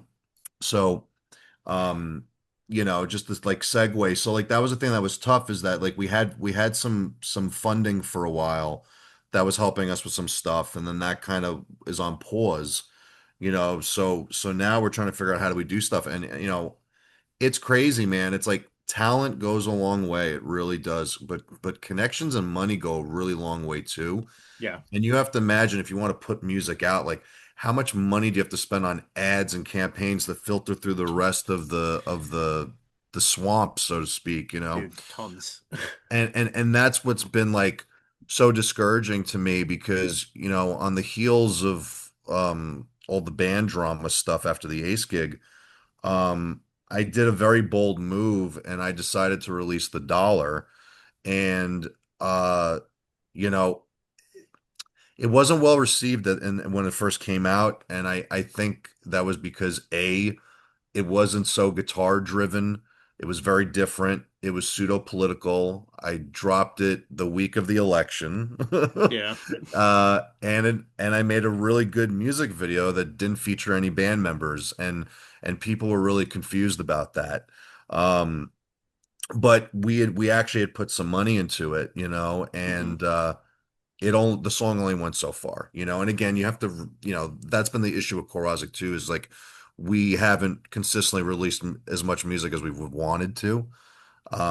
Part of that is being a perfectionist on my end, but it's also the anxiety of the modern scope of like, do you just drop a song willy-nilly and hope for the best, or do you try to put all this crazy money behind it to try to make it something bigger, and do you have the secret sauce or not? It's like so those are the things that have also discouraged me a little bit in the last year of just seeing how, things work. You know, it is kind of a shift in the industry now where instead of releasing an album, people are releasing a single and another single and another single and eventually leads to like a 5 song EP. By the time the EP drops, you've heard the whole thing already though, because they've all Yeah. been released as singles. Hmm. So it's like people's attention span is shifting with things too. Whereas it used to be people would sit down and listen to a 60-minute album, a 13-song album. Now it's like they have the attention span for little small doses at a time, you know? The whole thing is very interesting to me. And I'm also realizing whether you're spending money on marketing or you're not, I'm realizing now that there's no instant gratification for smaller bands. Right. If you're like a huge band like Ghost or like Taylor Swift, Hmm. when your record comes out, it's the talk of the town for an extended period of time. It's just all Yeah. anybody wants to think about and talk about. But when you're like a smaller band like Korazik, you put out the single, and Hmm. that first week, one or two people say it's cool, and like 10 people say, I don't know how I feel about this. This is very different. Yeah. And then maybe 2 weeks later, there's a group of other people that didn't see it on the first go around that have something to say about it. And then maybe 6 months later, then a bunch of fans tell me they really liked it. Hmm. So I'm also realizing now that sometimes it takes time sometimes for people to like come back around and discover stuff. And it's even like that with bigger bands, like bands that we love. Yeah. Like an example, like Disturbed. Like I Right. tapped out like 3 albums ago, but for some reason their last record I kind of got into it. You know what I mean? So that's the other challenging thing about being an artist or just bands in general is that sometimes your fans who love you, either they get tired of you for a little while, Hmm. or when you release said record, maybe there's something going on in their life where they're just not listening to that music right now, or they're busy Yeah. doing something else. Prime example, I remember during COVID, so many records came out and I just didn't really care. I don't know, like I was so happy to listen to music during COVID, but for some reason I wasn't excited about listening to new music. And maybe that's just me. I'm sure some people loved having new music to listen to, but new music wasn't on my radar during that time period. My head was just in a different space. Yeah. It was a weird time with releasing music because so many artists had albums ready to go. Like January of the new year. That's where you start planning your whole release schedule for that year. Hmm. So many bands had plans to release during spring, during summer, and a lot of bands were like, well, now we can't because we can't tour on it. Right. So I think Avenged Sevenfold was that. They dropped an album. They're like, well, actually they didn't drop the album. They said they were going to, but they can't tour, so they're gonna wait. I Yep. think that kind of sucks. They should have done it because that's when music was really hitting hard because people needed that release. Right. Um, Seven Dust were one of the first bands to say, "No, we want you guys to have it. We're not going to make you wait. It's here. Take it. Let's get through this together." All Yeah. that fake camaraderie shit. But, um, a lot of bands did dump new music, but a lot of bands waited on it, and I kind of fell on both sides of it because, like, I needed something to take my mind away from like the unknown horror shit show that we were going through.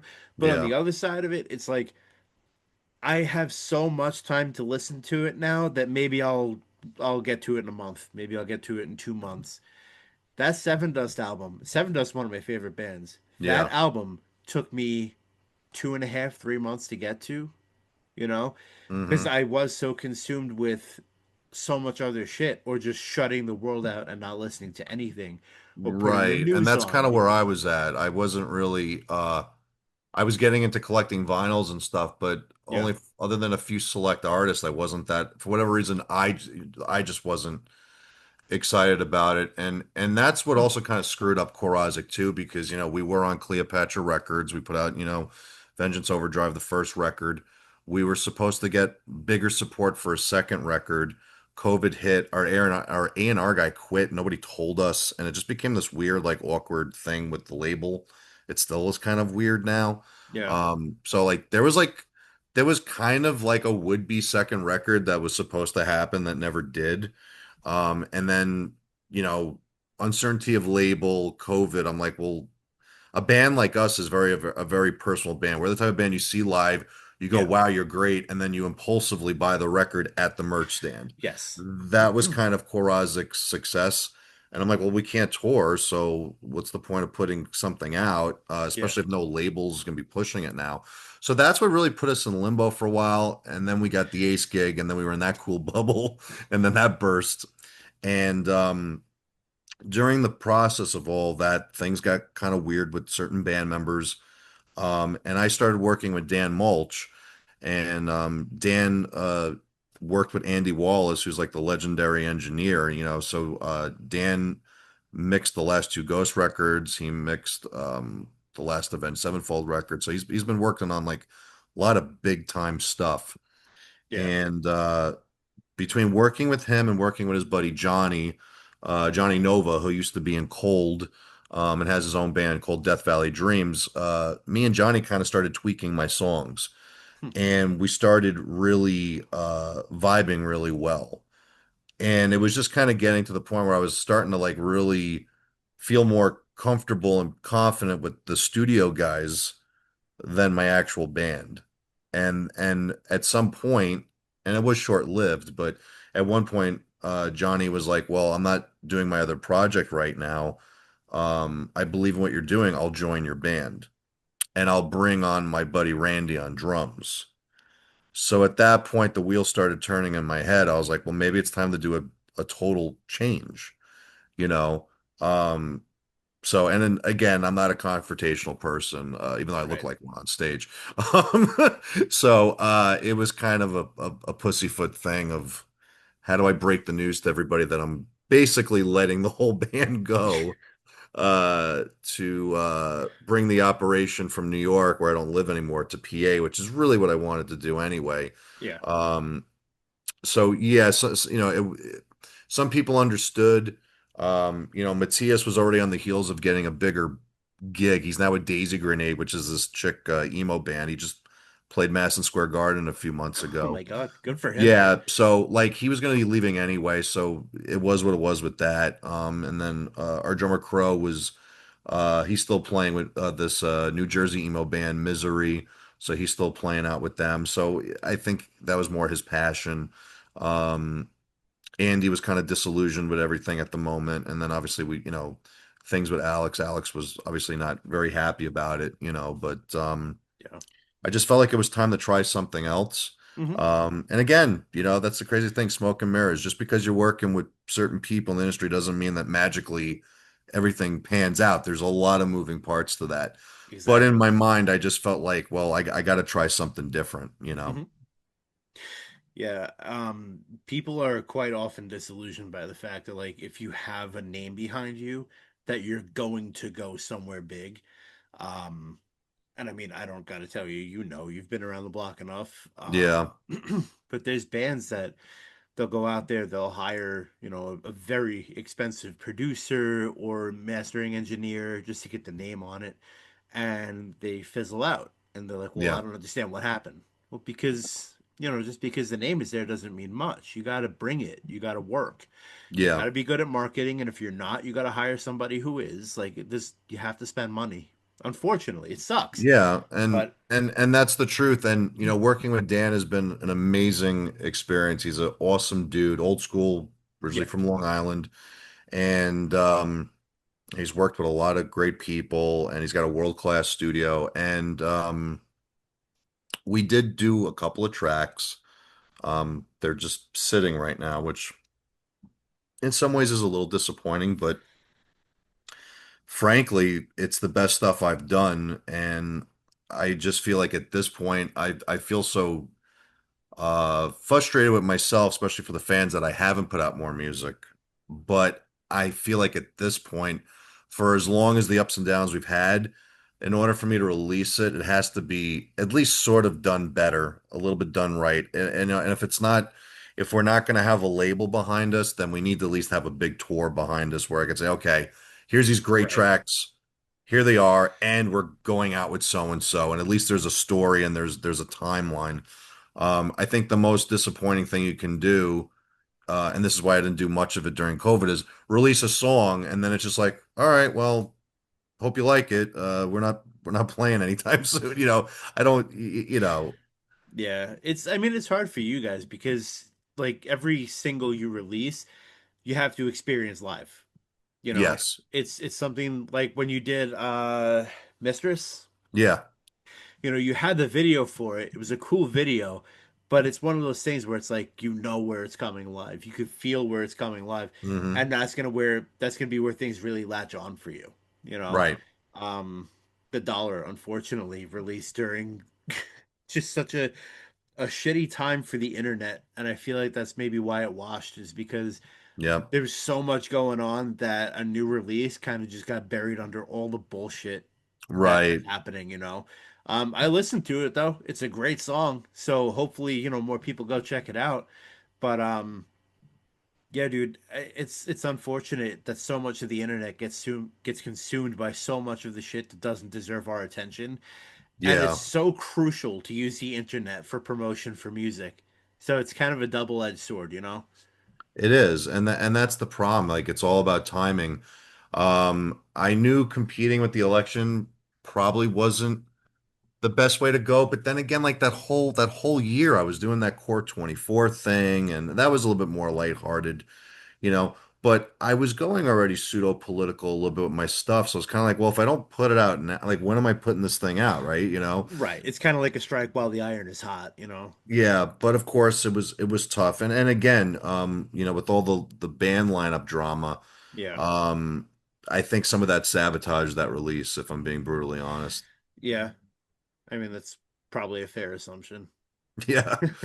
Because I think people were divided for a little bit there as far as how they Yeah. felt about things, which I mean, it was kind of unfair to you.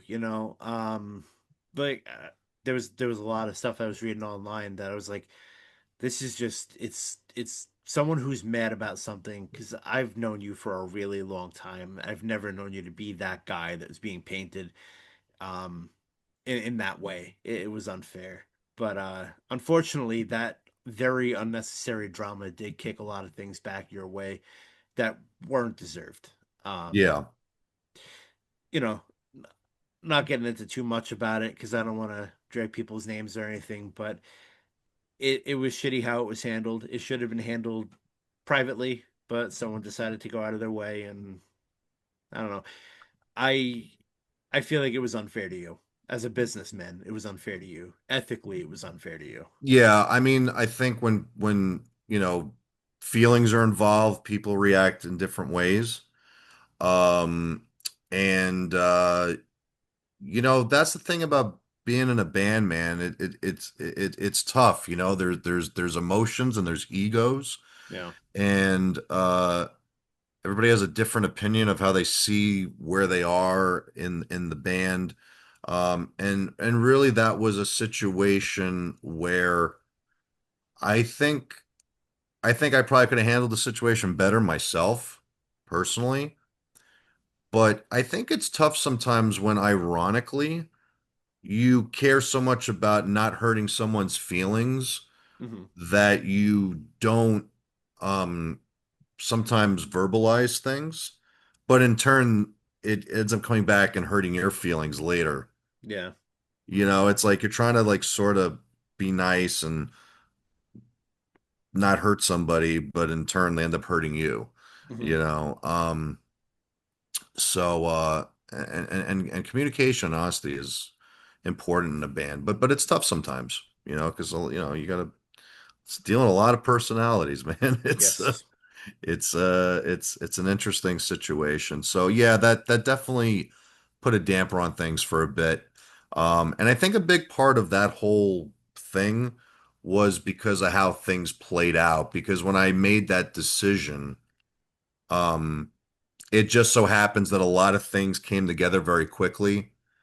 I got back in the studio, I made the music video, and I think some people thought, oh, then this was a conspiracy, this thing was in the works. But it's like, what some people don't understand is in that situation, the producer was already on board. Right. Like we already had done the dollar with Dan, the producer. Like we were already doing demos for these would-be new songs. So like those songs were gonna be recorded anyway. So it wasn't like, what I mean? Because I made the change that all of a sudden, like it just that's how it timed out. The marketing team we were already using that also does music videos, they were already on board to do a music video. And then we had a very unique opportunity that was limited time for me to go to this bank in Pittsburgh and shoot it. So I just kind of lined everything up. Making that change, it allowed me to kind of get stuff done, Right. but because I wasn't worrying about other people and their schedules or their whatever. But all that stuff was already in the works, and I think that was kind of part of the conspiracy that was being put, was that Core had this whole plan to fire everybody, and he had all these other plans already mapped out, and like that's not really what it was. We Right. were scheduled to do things within reason already at that point. Hmm. So I think that's where a lot of the anger and the frustration was, that um people were upset, and then they were led to believe they believed that certain things were a certain way, and that wasn't really the case. But Yeah, yeah, I mean, that kind of shit, unfortunately, is so easy to believe if you don't know what's happening. 100%. Like, It's just like you know, politics. It's exactly. like, If you know, something's presented to your face, you're gonna believe what's presented to your face, but you're never gonna know what's happening behind the scenes that got it there, you know? sure. Um, it's unfortunate, but that's how things work, and it's like quitting a job, or moving on from something. Like you always have to have your backup plan. You always have to have something else going beforehand. It's just how the nature of things is. Um, but to assume just out of pure ignorance that you went out to hurt people or to screw someone over, like that's so unbelievably not the case. Like No. it's unfair to assume. No, I mean, at the end of the day, you always do have to put yourself first. That's Of true. course. And at that point, I felt I needed to.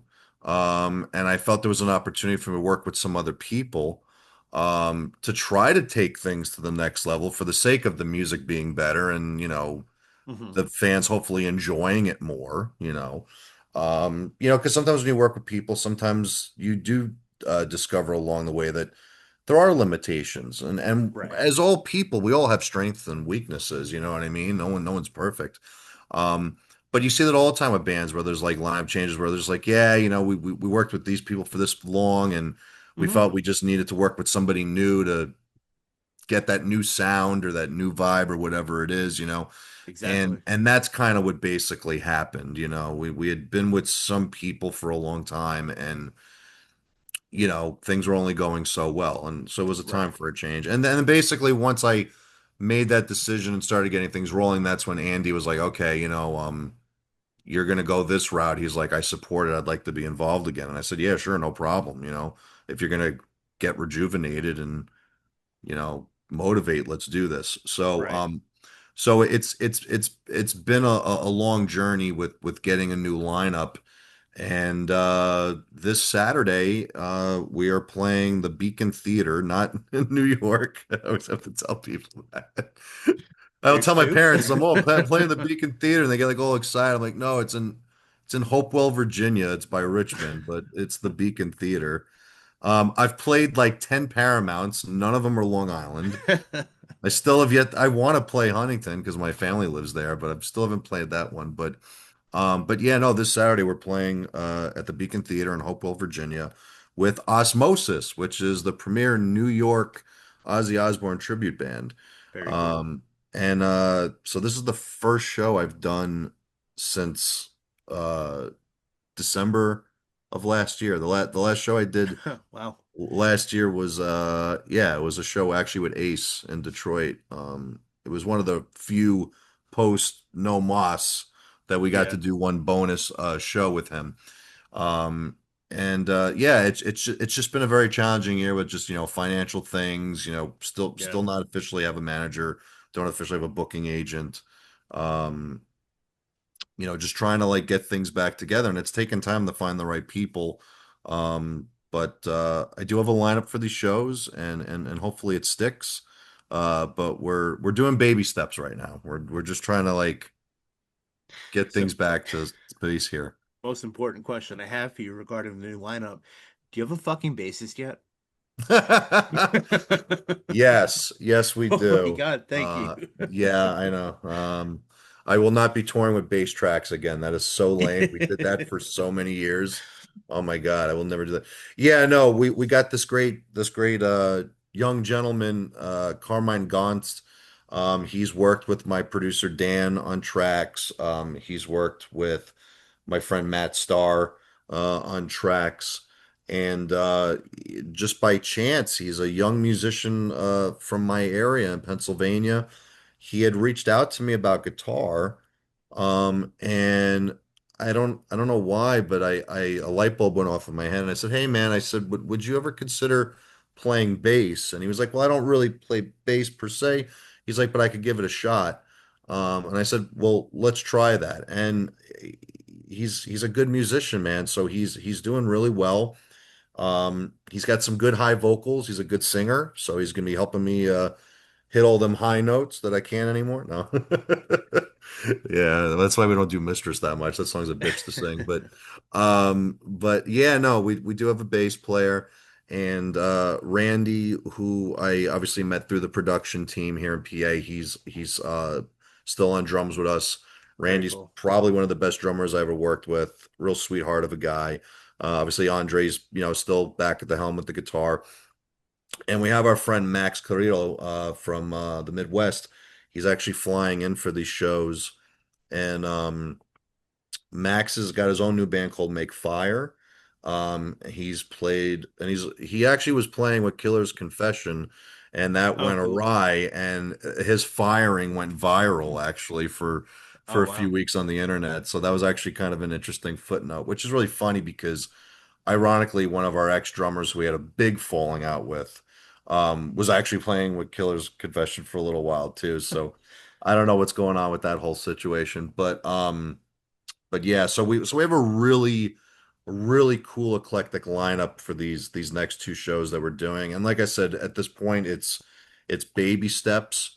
But I'm really hopeful, and I'm really excited because I love performing. It's what I was meant to do, and you could imagine someone who loves performing not performing on stage with a live full band for almost a year. It's just like, we I'm talk going to. manic depressive, you know what I mean? Like, it's been tough. And I believe this week, if we get our act together, I haven't really said too much about it, but we're gonna launch an Indiegogo campaign. Cool. We're not gonna ask for too much money, but we're gonna ask for some money so that we can complete a full EP with Dan. And basically, the selling point is whoever donates will get a physical copy of this before it's even out to the general public. Because as of now, we don't know what we're doing with this music. We don't know if we're going to release it independently or get a small label, or, we don't know what we're going to do. But we figured at least the immediate fan base that's been so good to us, let's see how good they can be to us. And let's at least give them the music before anyone else gets it. So that's something we should be launching this week too. That's very cool, man. I will say the core Rozzik community is awesome. I'm in that chat that's on Facebook and I see it popping up all the time. So shout out to everybody in there because they have your back, dude. They Absolutely. You have some diehards for sure, which is very cool to see. And that's awesome about the Indiegogo thing, man. There's no shame in crowdfunding, you know? A lot of bands do it. A lot of bands with label support do it. And I think that's the crazy shit is that Yeah, that there's bands is. that have label backing that are like, we need help. Like, you probably Well, and don't, that's the but thing for the longest time. I mean, uh, I've always been a poor man's entrepreneur in my own way, and yeah, there were times, where I had money and I invested a lot of my own money into the brand.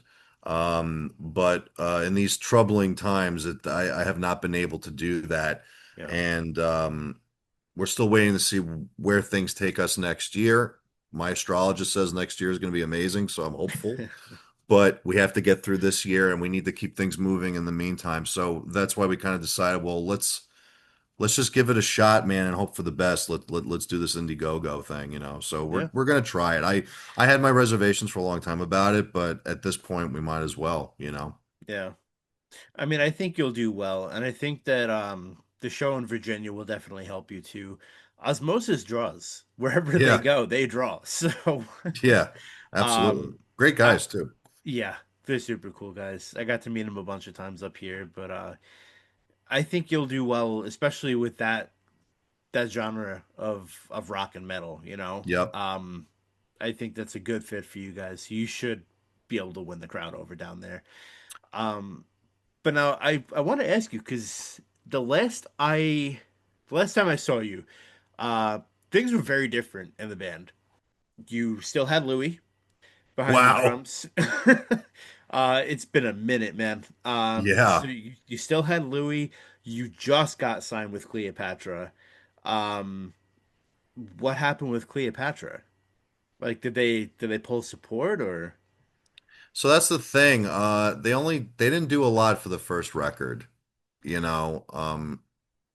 I mean, it's cool because I can go on Discogs and there's people selling my record in like Japan and Netherlands, and Right. it's like the way they try to like sell it, like oh, like infamous New York City band, fuck, I don't know, like some collector is supposed to go like ooh, So I mean, they got the record out in that capacity, but there was a lot of things they probably could have done better.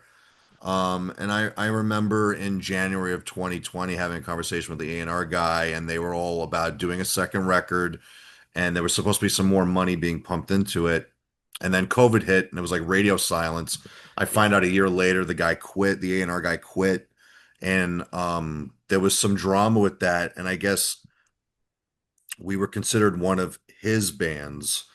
And from that point forward, the only conversations I really had with Cleo were like, oh, we need some vinyls or we need some CDs or something, or oh, we're gonna do a second pressing of the vinyl, which was a really cool bucket list for me that, the first pressing, which was limited edition, that at least it sold out, that they were willing to do my idea. I wanted to do like a splatter vinyl because I'm a vinyl geek. Yeah. I love the colored vinyls and I was gonna all that ask you if stuff. you did any sort of like collective variant for that. Yeah, yeah, it's a red and black splatter vinyl. So, that was like a bucket list thing for me. So they did that, which was very cool. But um during that whole period with Ace and stuff, I don't know, for whatever reason, like they never were like, hey, like, do you want to make another record? Like they never like, and I've had little short conversations like, hey, been playing with Ace, we're looking for another deal, and then just like crickets. So,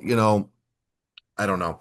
I'm gonna send our some of our stuff out to some other labels, this fall and see if there's any bites. There was a couple labels that hit us back, but um, I didn't think it was like the right situation. There's a lot of Yeah. labels now that are like, "Hey, we're a label, and we have the means and the contacts, but we want you to pay us to be on our label." Wasn't wasn't pavement like that? Yes, but yes, 100%. But the funny thing is I would say Pavement's probably the better of those. Oh yeah. Yeah, well, because they do their shit, but there's like other labels that are doing that now. Yeah. And I'm like, there was one, I'm not going to mention the name of the label, but it was like they were trying to propose that.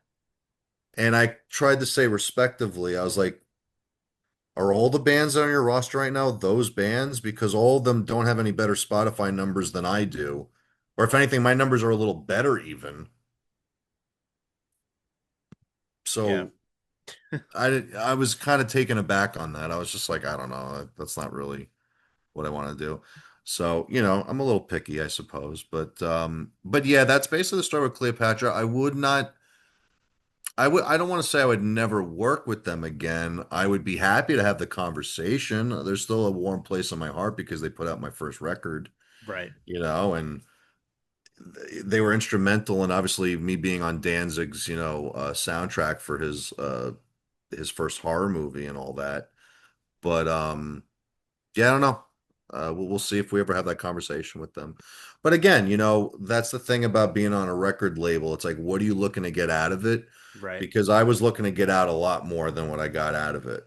Yeah. So that's the thing about getting signed is that it's sometimes it's not everything, it's not all it's cracked up to be. They can Sure. press the CD, they can release the record globally, but is it going to be in every record store? Are you really going to be on the radio? Are they going to hook you up with a tour? Like these are all the things that an artist would want from a label. That doesn't mean you're 100%. necessarily going to get that. You might just get a couple $1,000 check up front and someone can buy it on Amazon. I mean, like Yeah. so so that's the funny thing about being signed is that it's not always everything that you want it to be. So you Yeah. have to be weary, kids. You got to read those contracts because I didn't. Yeah, there's a lot about the whole reading contracts thing lately. I don't know if you heard about the Cradle of Filth bullshit from a I don't couple know what weeks happened with ago. that. Um, their keyboardist and guitarist are married. The keyboardist left the band abruptly. Um, Guitarist said he was going to finish out the year, talked a bunch of shit, and then ended up getting fired the next day. Oof. Um, but they were complaining about like unfair work conditions and all this other shit. But it was all like they've been in the band for 12 plus years. This is nothing new to them, and they only spoke out against it now. So, like, kudos to them for speaking out, but everything that they were going through was in their contract. So, Hmm. when it came time to renew, they weren't going to renew, Right. but they were still, living these rules, abiding by the contract they were currently under. You have to pay attention to what's in there. Right. You can't just blind sign something. Get an attorney, have them come through it, Yeah, well, that was like like the funny thing about it is that when I got signed, like I had an attorney and they were just like, they were just kind of like, yeah, the contract's okay. They were like, they were like, take it or, and they couldn't really like renegotiate anything. And the label just kind of like, take it or leave it. And I was like, oh, well, we need a headline. So I guess I'll take it. Um, but it was funny because I remember when I first read the contract, I couldn't read it. But if you give me the contract today, I can read it.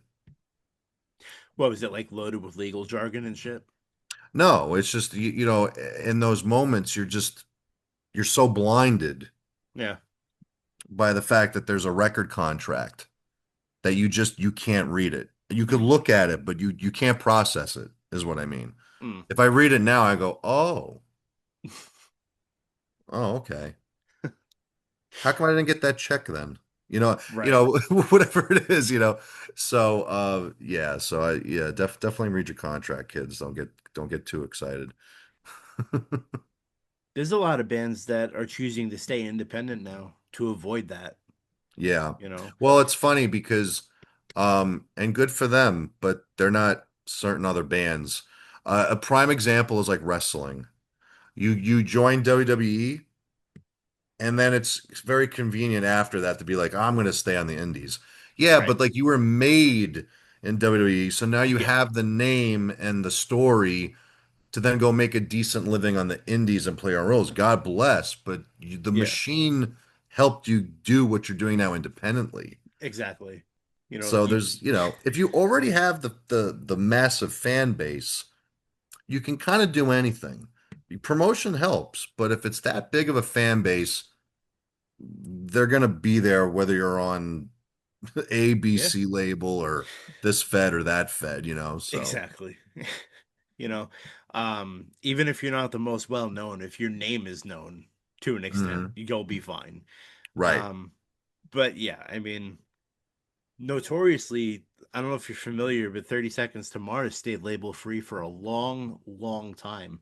Really? Um, yeah, and I'm not sure if they're even signed now, but they did everything independently. But at the same time, it also helps that Jared Leto is who he fucking is. Sure. So, he's making Hollywood money on the side. But that's what I'm saying. When you have Hollywood money, why would you need a label? Yeah, You can pay the best of the best to do whatever it is that you need to do. yeah, And that's what I'm saying. I'm not discrediting anybody for talents. I'm just saying that yeah. resources Of is course. is is, Yeah. is so important, you know. Unfortunately, Um, yeah. I mean, your resources and money is what makes people succeed at this point, right.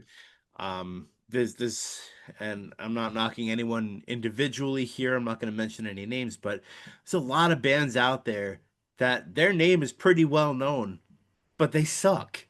Hmm. Like they don't know how to write a song. Nothing is coherent. You could tell that like most of their fan base is coming from TikTok and shit, and it's like, yeah, I mean, good for you because you're seeing success and you're living the dream that so many people don't get to. Yeah. But at the same time, you're going to be a flash in the pan if you don't start writing things to appeal to a bigger crowd, you know? Sure. Well, and that is frustrating because, I have some people telling me, "Oh, don't even worry about trying the tour. It's all about the internet."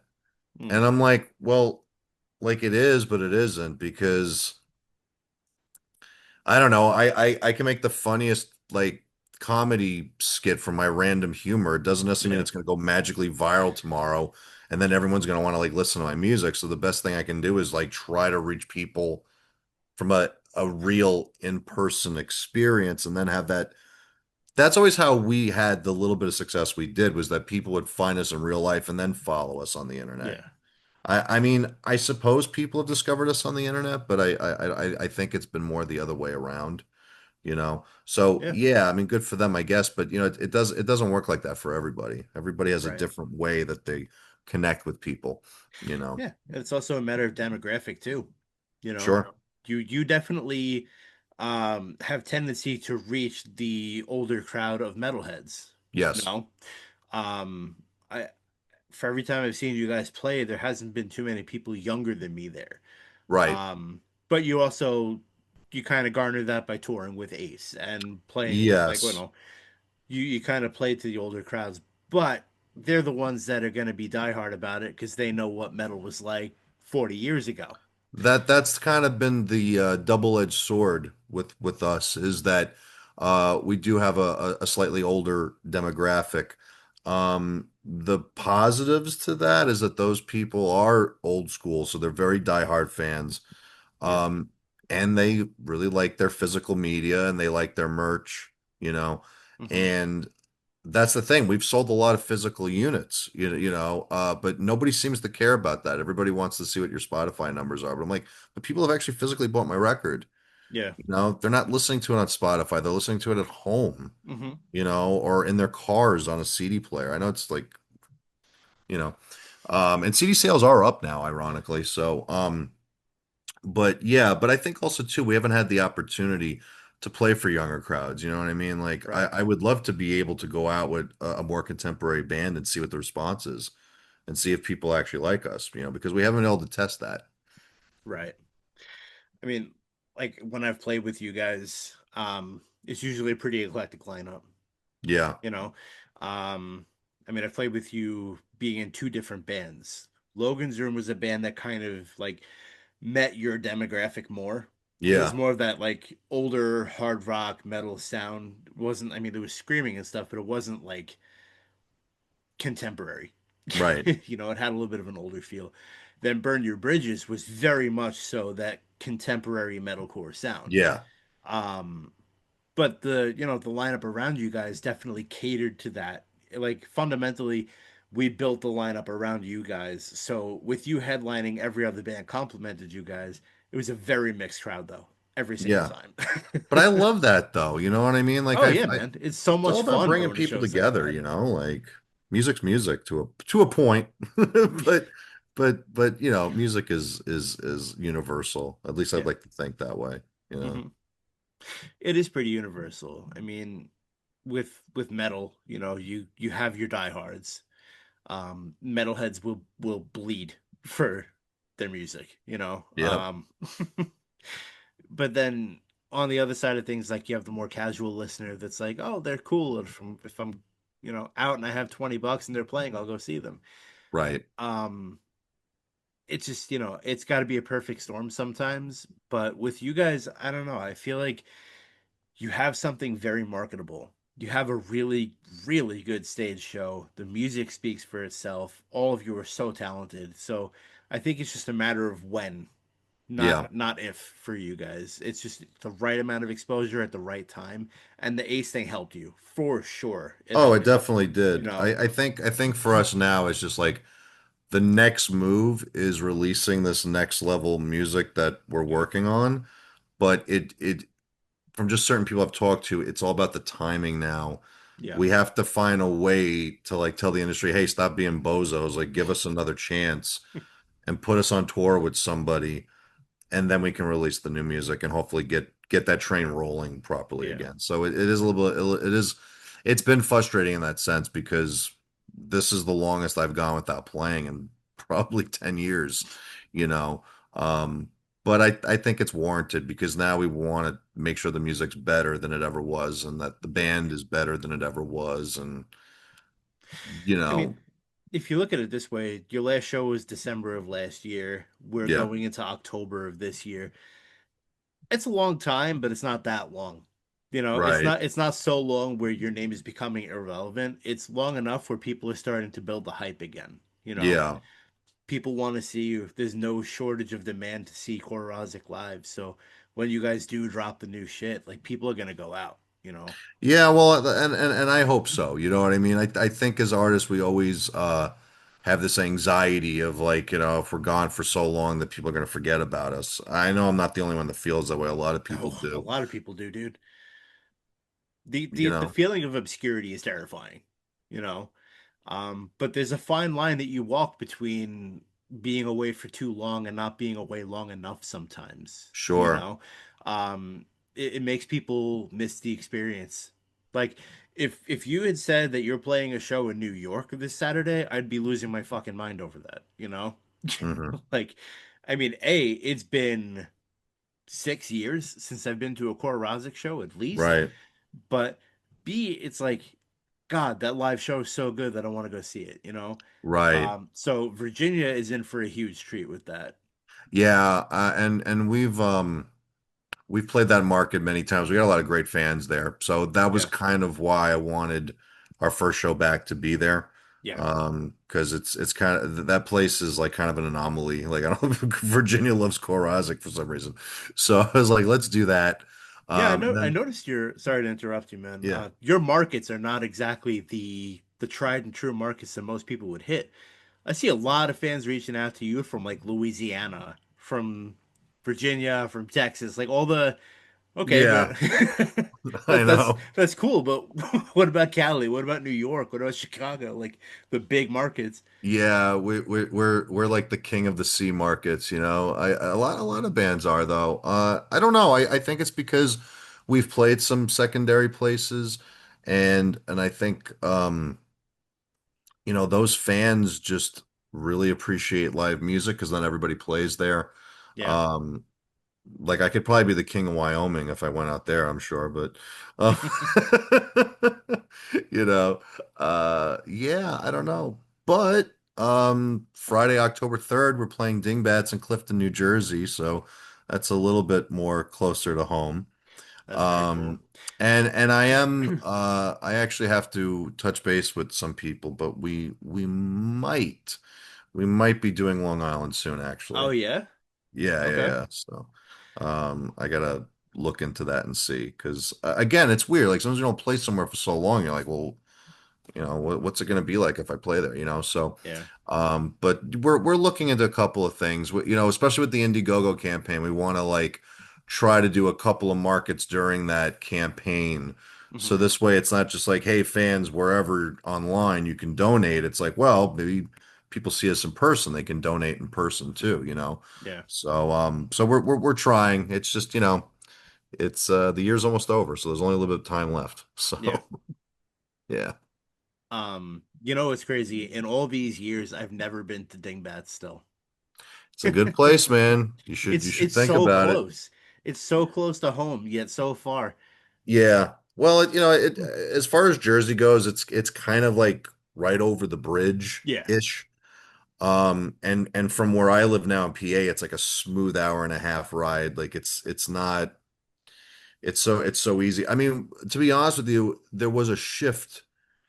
I don't, you know, a lot of interesting things happened with COVID. A lot of things got screwed over, and a lot of things were kind of corrected for at least a little bit until inflation came back. Um, inflation's real. Um, Yeah, sure but is. for me, Dingbats became my new home Yeah. during that COVID period. It kind of in its own right, it kind of started becoming like how Blackthorn was for me, Yeah. you know, being the Queens guy of the Hmm. scene. Because I remember when Blackthorn really started rolling, and Nikki would let me open up for big bands and do my own core fest and stuff. I wasn't really playing the city that much anymore. I didn't need to. I was really just kind Right. of just soaking up, you know, being home, you know. Hmm. And when that place closed, unfortunately, during COVID, and then we started playing Dingbats, all of a sudden the Dingbat show started getting really good because at that point I had moved to PA, and some New York fans were willing to come. There was local fans. There was some PA people. It kind of became this like little hub. Um, and the venue's got a good vibe, man. They got good lights, good sound, you know, easy enough parking. Like I said, it kind of had a Blackthorn vibe for me. So it's always special when we play there now. So I encourage people to come to that show. It's an earlier show. We're going on at 10:30. Our friends Fire and Ice are going on before us. Um, they're a bunch of younger cats, but they're doing the 80s hair metal thing to a T. Yeah. They're killing it with that stuff. So yeah, it's gonna be a fun time. That's awesome. So you said an earlier show, and you're going on at 10:30. Yeah. Okay. Well, you know, I mean, well, it's early. I think it's early because I don't know. Normally we would go on at like 11:30. Hmm. You know. Um, That shows you the difference in the scenes too, because Long Island scenes, dude, by 11 o'clock at night, everyone's like, I want to go the fuck home. I'm no, not I staying for know. another band. It used to be like the last band will go on at 1 o'clock in the morning and they're still playing to everybody in the bar. Now Yeah. it's shifted so much, man, especially with COVID. Like, I feel like Yeah, everybody got lazy or whatever the hell it is, you know. old, old, everybody got old. Maybe, yeah, no, but that's why like I worked it out at the club. I was like, let's do 10:30 sharp, Yeah. you know, because that's the worst thing. Like, you know, you do shows, and when your first grand entrance, your first show song, the crowd is packed, and by like your seventh song, everyone's like dipped. I'm like, what the you know, what the hell? Where'd everybody go? You know? I was like, well, we don't want to do that. You know, that's stupid. That sucks. So Yeah. let's just do 10:30 and you know, keep it easy, you know. How long are you playing for? Probably about a real tight like 45 minute set. Cool. We're doing a mix. We're doing a couple of the classics, if you will, Yeah. from the first record. And it's like a half and half set. It's like half stuff from the first record, The Dollar, Mhm. and then a couple of new songs that are not out yet. Oh, very cool. Yeah, so I'm excited about that, especially playing the new stuff. Yeah. Yeah. Um, so now you mentioned things are in the works to come to Long Island. Do you have Yeah. any idea when that's gonna happen? Possibly right around Halloween. I got to Of this year? yeah, or right after Okay. Halloween. Yeah. I gotta talk to somebody. My buddy Nate's trying to like broker something. I think I'm Mr. Beery's or something like that. Oh, cool, man. Yeah, I mean, I don't know, like where Beery's. if because some people told me I need to come back and play Long Island. But like where should we play? Amityville Music Hall Yeah. just completely redid their shit. It's Okay. gorgeous inside there now. Um, have you ever been there? No. Okay. My old So producer Anthony, I know, does a lot of stuff there, but Yeah, AMH used to be more of a dive. It used to be very, very small and shitty. Um, they ended up buying the property next door, so they blew it out to the Mm. side. They moved their stage from one side to the other, brought in a better sound system, better lighting rig. So it's kind of like Revolution now. Well, I mean, yeah, Rev closed, so I think they inherited a lot of the speakers from Rev.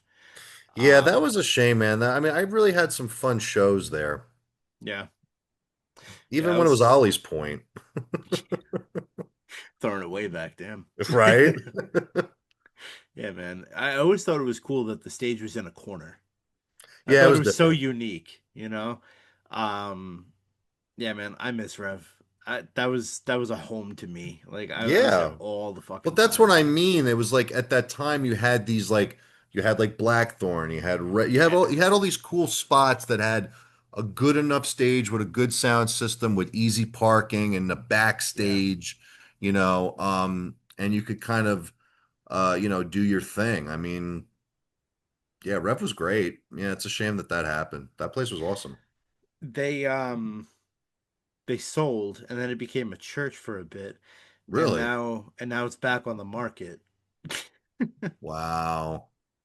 I drove past the other day. There's a whole for sale sign in the front window. I'm like, man, if only.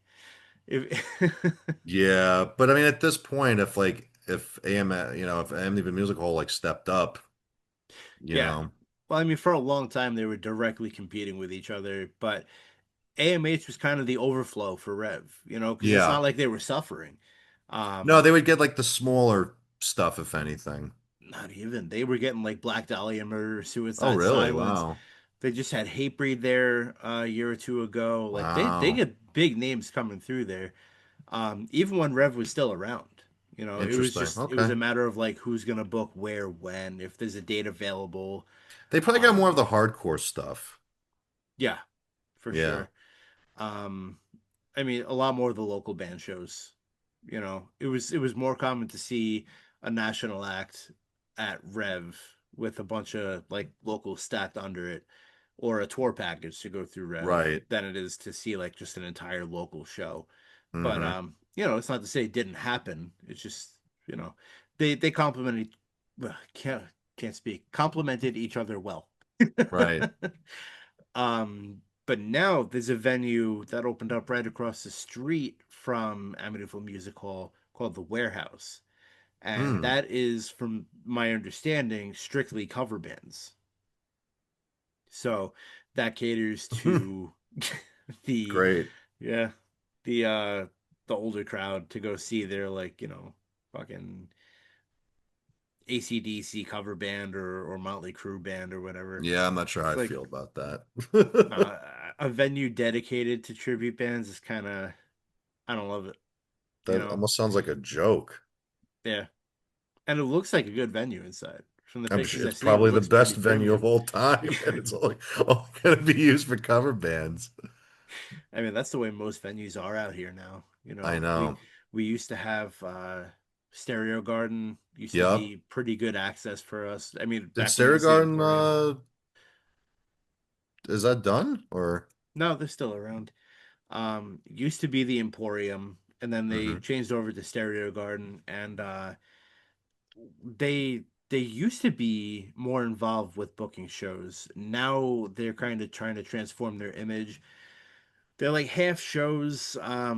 They kind of transformed into a catering or wedding venue. Right. So they're doing their thing.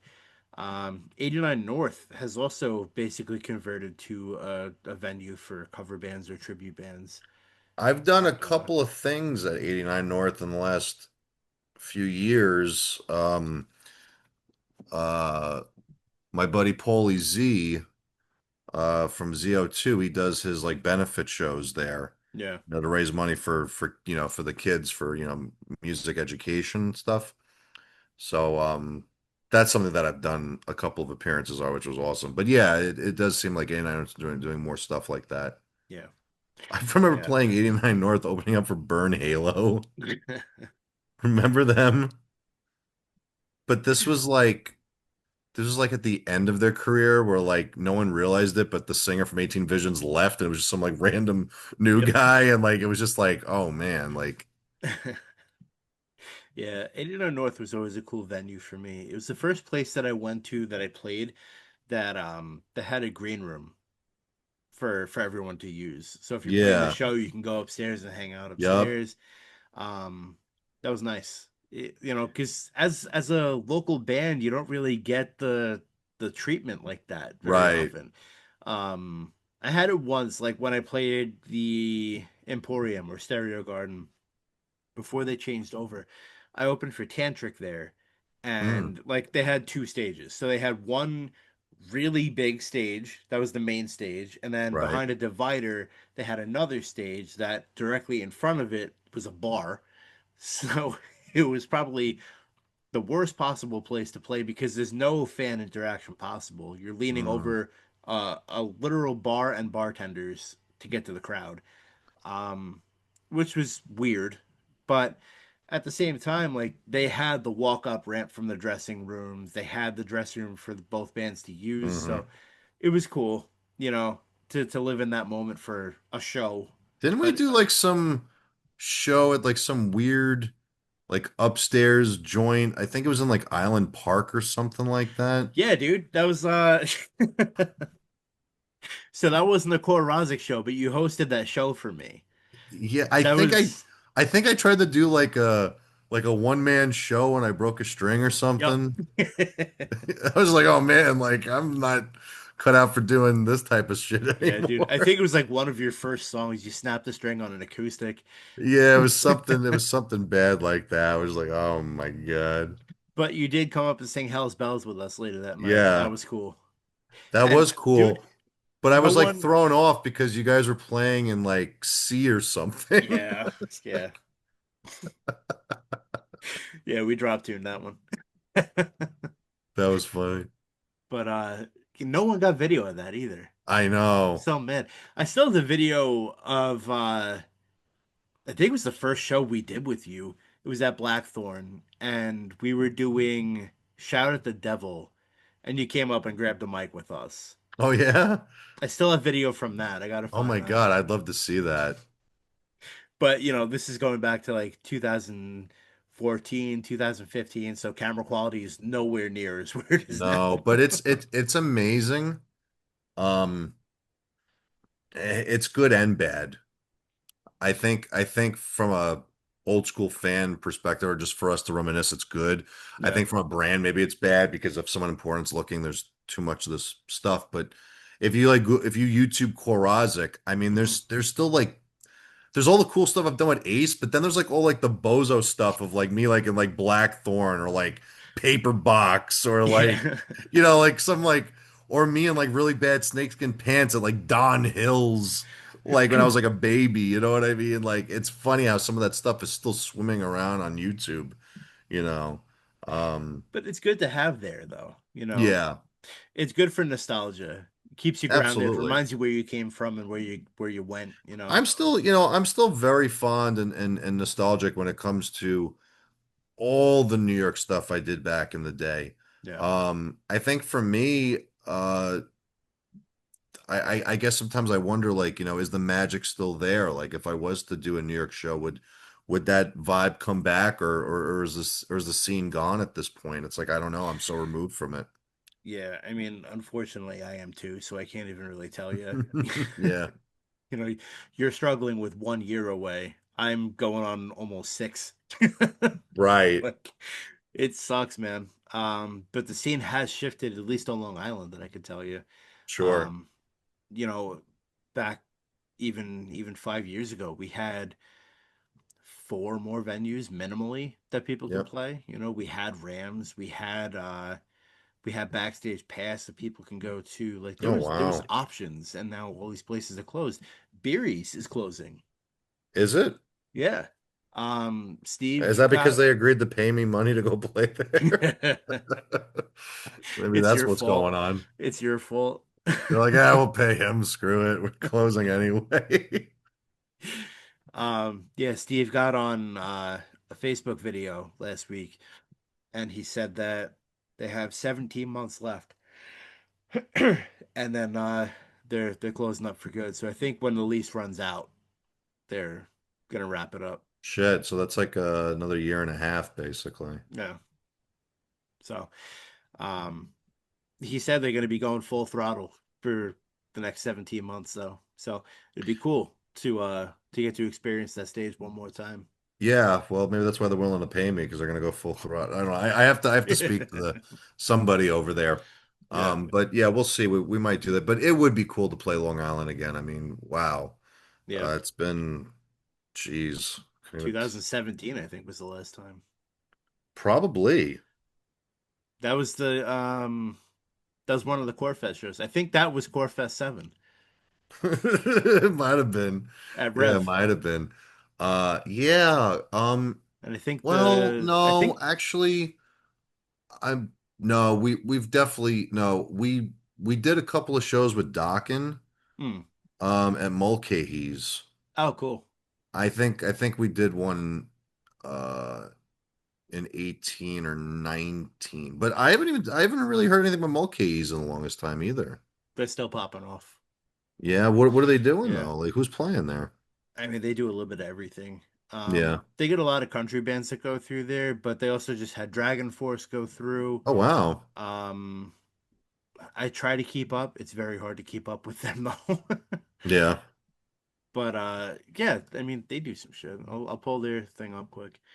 Um, yeah, the past couple of times I've gone to Mulcahy's, it's been a matter of like taking Rosalie to go see a country band there because She's into that.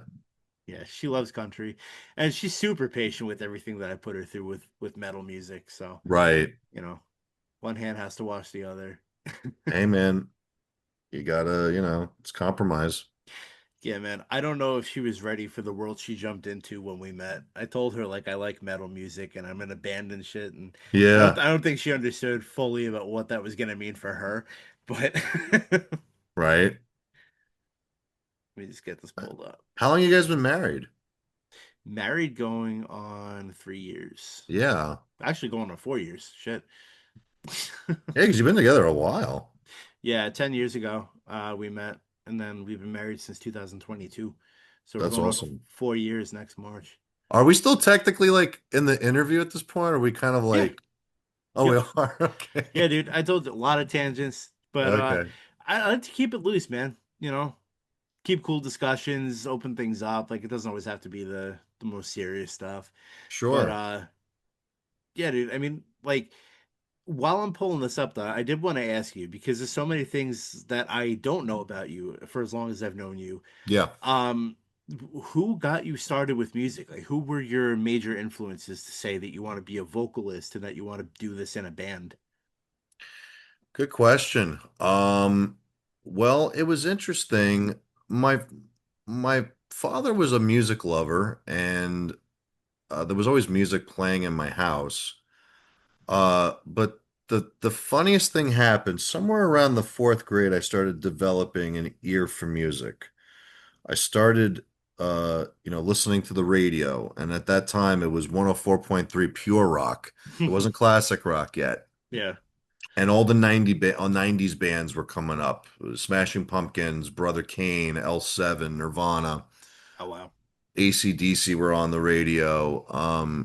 But somebody, some kid, and this is the biggest joke of my whole journey with music, is I wanted to know who wrote the theme song for the tag team Demolition. And because I was a big Demolition fan. It's Rick Derringer, but some kid in Georgia when I was visiting my uncle was like, "Oh, that's Queen." And I was like, "Okay." So I started getting into Queen and I kept just collecting their cassettes thinking that eventually a damn theme song would be on it. I know this is ridiculous in hindsight explaining this. Oh my God. So yeah, I really got into Queen. So I loved Freddie Mercury. He had such an amazing voice. But I think on a more amateur or beginner or whatever you want to call it type of level, when I discovered Nirvana and I saw Kurt Cobain playing guitar and singing, I said, I think I can do that too. And that's not really a knock to Kurt per se, but the way he played, it was kind of like he was really truly making something out of nothing. Like he was Yeah. just finding noises and finding, just kind of making it up as he goes along and just getting really good or lucky with it, perhaps, right? At least that's how I tried to um, uh, look at it. And so yeah, I picked up a guitar when I was 12 and I instantly started writing my own songs and they were probably about dumb shit. Well, all my songs are still about dumb shit now, but it was dumb kid shit back then. But yeah, like Queen and Kurt Cobain, I would say were probably the first things that really um caught my eye. And again, I loved all the grunge stuff. And then I started really liking Alice Cooper, but then like when Marilyn Manson came out, I was like, whoa, like that's my guy. So I was always into like the idea of characters, between people like Alice Cooper and Marilyn Manson Hmm. and Rob Zombie, and then obviously loving wrestling and the characters that were in wrestling. Between all those things, I think that's kind of where I think Rozzik comes from. He's kind of a cross between like Alice Cooper and Hulk Hogan or something,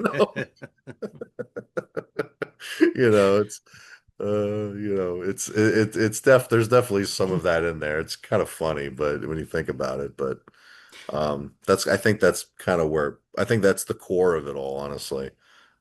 That's interesting to know, man.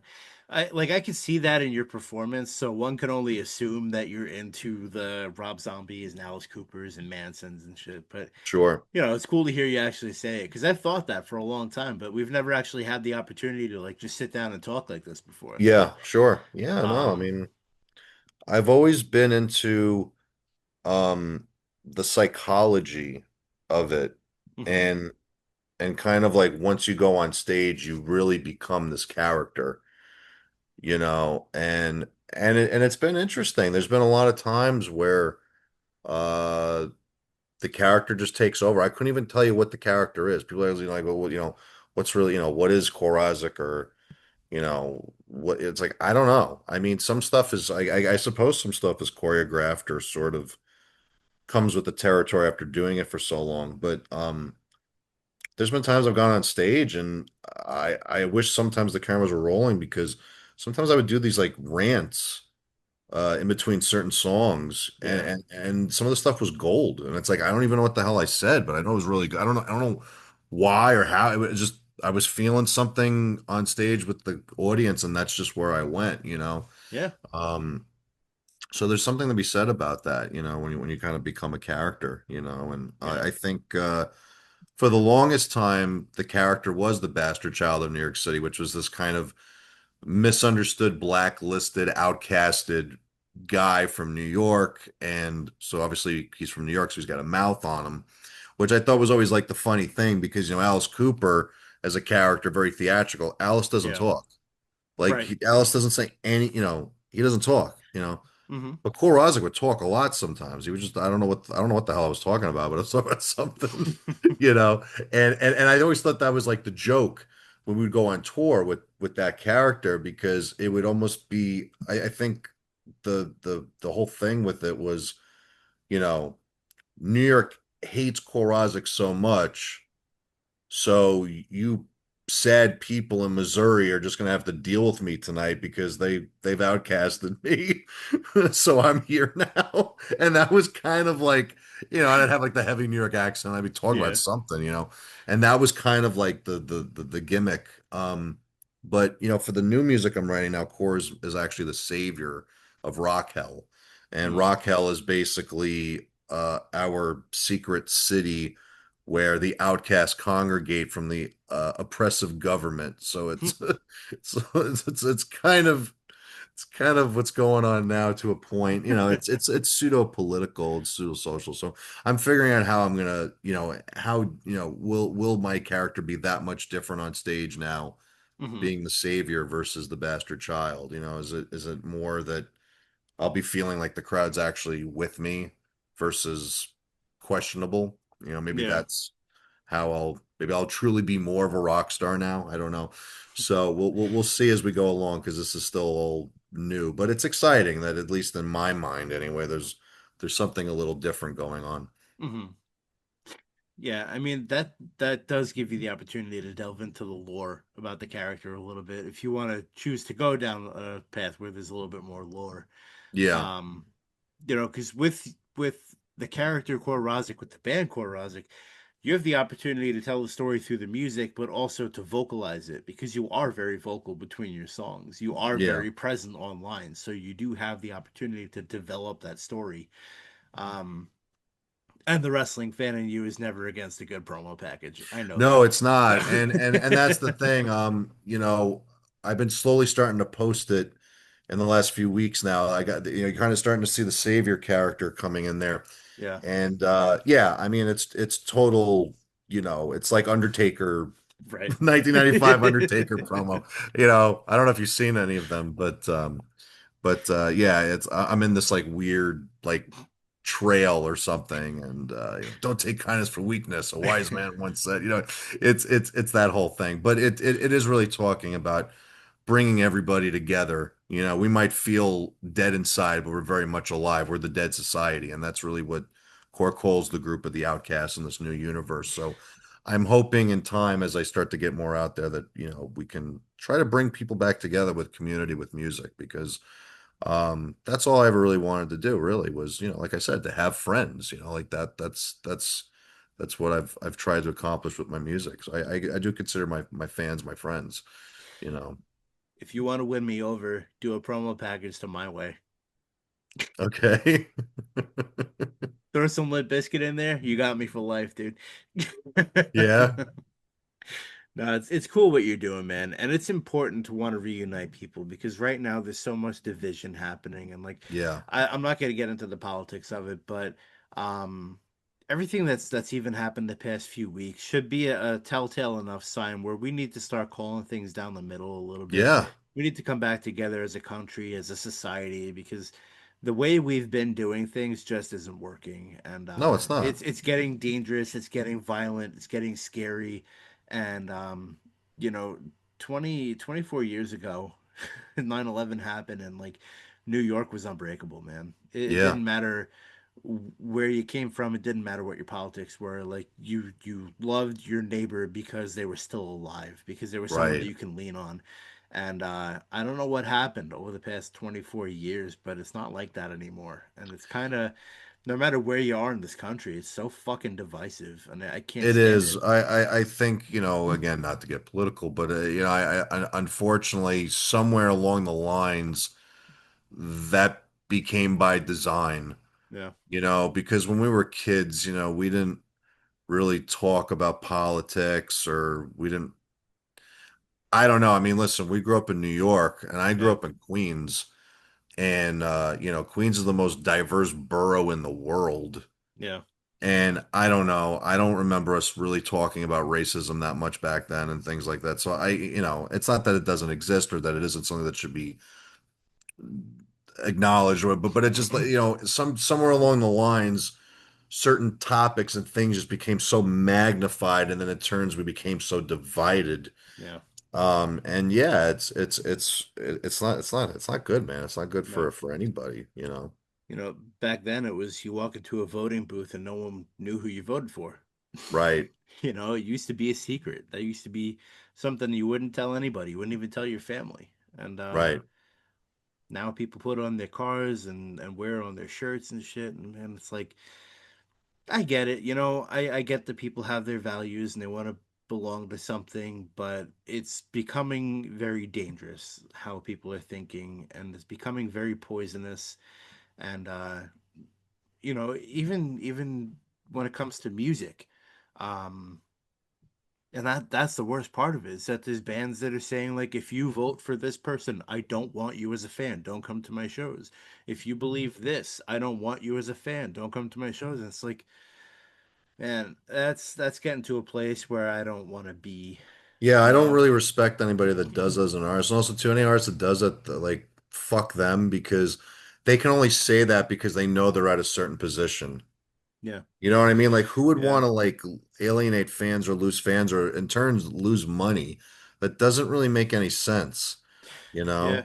I mean, obviously everyone's entitled to their opinion about things, Yeah. and this is kind of the only way I'll get more political with this is that everyone's entitled to their opinion, and that's fine. But I think that music is a place that we all go to as a centralized hub to get Yes. away from what's scaring the shit out of us every single day. Right. Going to a concert was always a very safe place for me. Right. It was always a place that I can go to that I can turn off real life. Right. Which is why, on the podcast I refuse to really get into the whole political thing, because this, like, we've been talking for almost 2 hours. Excuse me. On top of this 2 hours, I have a whole show that's about an hour. So people are investing 3 hours of their time listening to Yeah. my podcast. The last thing that I'm ever gonna do is tell someone who to vote for, how to believe, how to think. Well, yeah, It's and it's like, you know, it's funny because I have my political views, but I look at things very differently. I try to yeah. cut to the chase with the things that I want to say. Um, and I think what I will say about politics that I think is terrible is that you have two sides, right? One party and the other party. We as people, okay, this is the problem with politics. We as people have our feelings or our policies when it comes to certain things, right? And that's what makes us lean a certain way, Hmm. right? And that's fine because there's nothing wrong with having a difference of opinions on things. Hmm. The problem is no matter what side you are on, we're investing these ideas into these figures, these people, these political figures who then become gods. Yes. That's where the problem happens because there's nothing wrong with having different opinions, but we're putting all this faith into these figures, these gods who may not even be seeing the things through that we believe in, which is why we're voting for them. Hmm. And then it's like, "Oh, I hate you because you support this person." And my rebuttal is no, screw the person. Hmm. I support these ideas because this is how I would like to see my life be or the country be. It shouldn't be about this person or that person because they're mostly puppets anyway. Right. So we're fighting. Are we actually fighting over topics or are we fighting over who's the better guy or who's the good guy? You know what I mean? Hmm. Like, you know what I'm saying?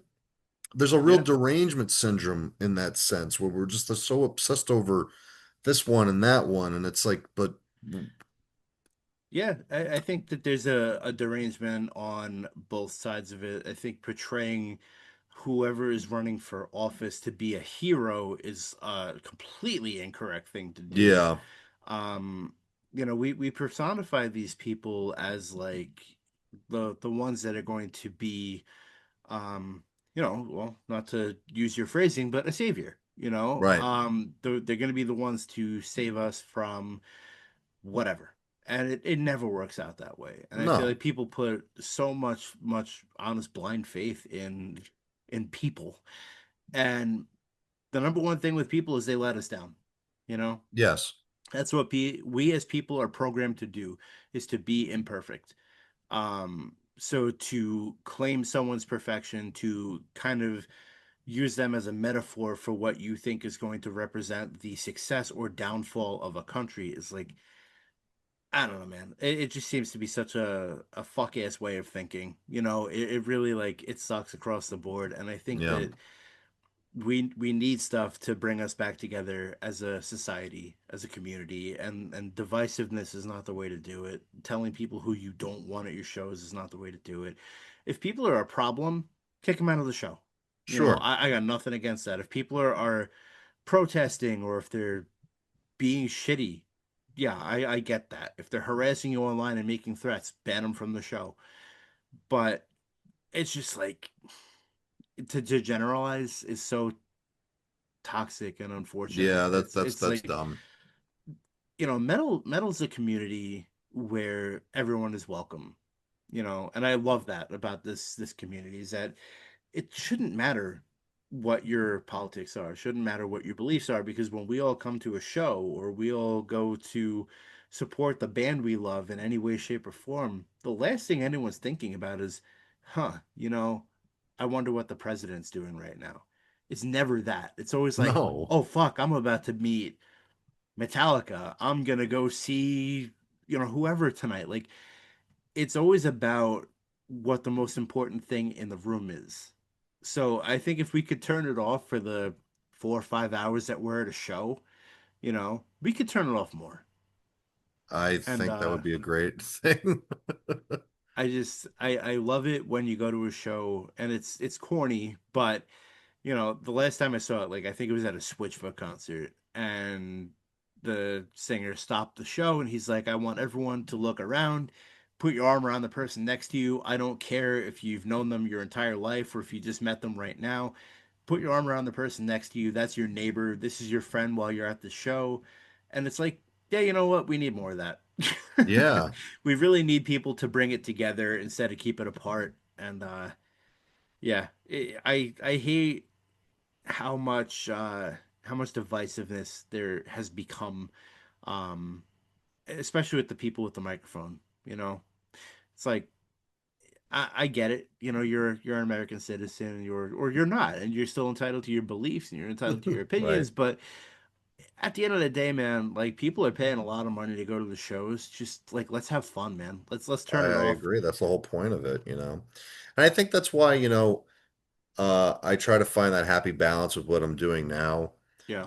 So my new music, there's still the storyline like the first record. And there's certain aspects of it that, I don't even know if some of the stuff that I'm writing, whether it's the dollar or Dead Society or some of the stuff that I'm writing, I don't even know if it's so much that it's really pseudo political Mhm. or is it more so just social of just being like, hey, like, they're really trying to divide us and mess with us. And, can we just make it about rock and roll again? Can we Right. just, like, and that's really what the message of my new record is really is actually, it's screw the politics, rock is the Yeah. new religion. Let's just, come together and rock. As cheesy as that might sound, I don't think anything what better could we do at this point, right? I think Right. that's a good way to go, so that's really my message, Yeah, man. it's just, for me, I'm older, um, you know, I went through COVID like everybody else did. I've gone through the ups and downs of the industry.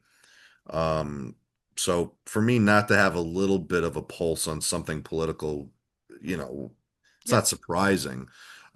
So that's why it's reflective in some of my newer stuff. But my intention is not to um be preachy or make people pick a side or something like that. It's more of just acknowledging what's been going on and kind of saying, hey, like, can we make a change here? Yeah. You know. So that's where I'm at. Hmm. That's a good message to send out there, dude. I stand with you on that.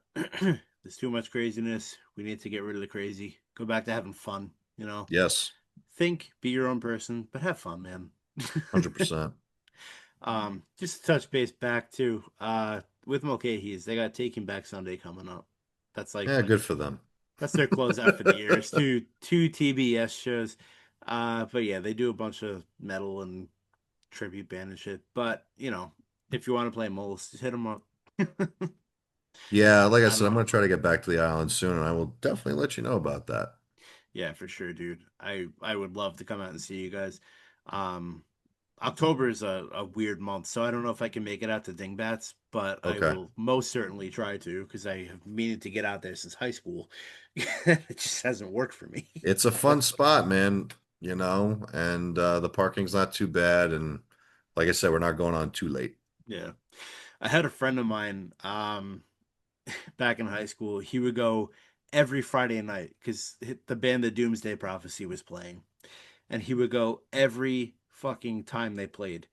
And he would go by himself, but he'd always ask me, "Hey, do you want to go? I'm going to Dingbats. I'm going to Dingbats." I'm like, "I'm not going to Dingbats. Like it's I'm 19 years old. I'm like I've never been out of New York by myself yet. So I'm like, no, I'm gonna skip it."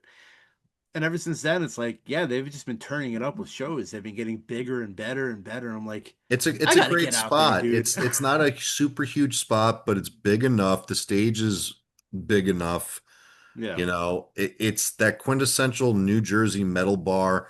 They have their sister bar Dingoes across the way. So you kind of have this cool thing of like, oh, the band's playing. The band just got off stage. Oh, let me go across the street and get some chicken fingers real quick and then come back and see the net. So there's a little That's bit cool. of this kind of community kind of back and forth type thing there. Like I said, it's Yeah. got a good vibe there. I always enjoy when I play there. It's definitely a fun thing to do.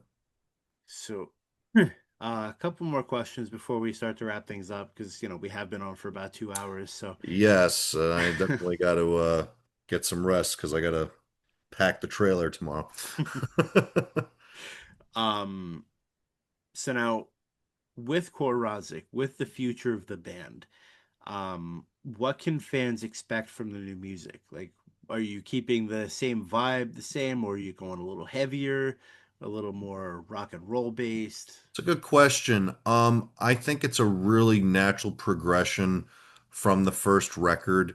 I would say the songs are just as riffy, but I think the newer stuff is even more anthemic, Okay, sing-along choruses, and I finally have John Carpenter, Stranger Things style keyboards very in the cool. songs. There's a lot more old school keyboards. There's new modern Omnisphere sounds.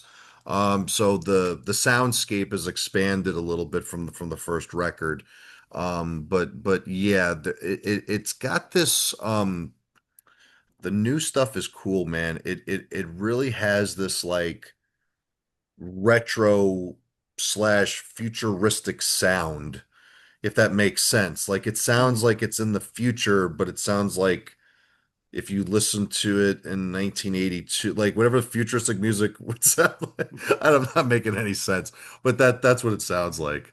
Um, it's almost got like a um, almost like a Turbo Lover vibe, but not really. That's Oh, probably okay, yeah, I like see that what you mean. kind of futuristic, but it's What you like consider to be future sounding back in like '82.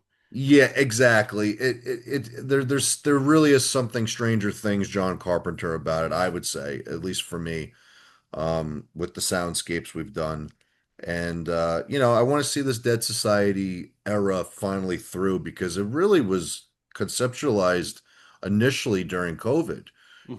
This record should have came out years ago, but between the record label stuff and everything else, it just a lot of things it didn't see it through. And then just working with Dan, I mean, now it's next level. So that's why we want to do the Indiegogo and record a few more songs and have a little bit of marketing dollars. So then we can try to, get this thing out next year with a tour. Hmm. That's what's most important. But yeah, it's a natural progression from the first record, I would say. Very cool. And Yeah, now your first record, Vengeance Overdrive. um, do you have any like that was kind of a concept album, right? 100%. Is this going to be similar in terms of a concept? Oh yeah. Yeah, All no, I right, mean, very cool. I think the story is definitely more ambitious.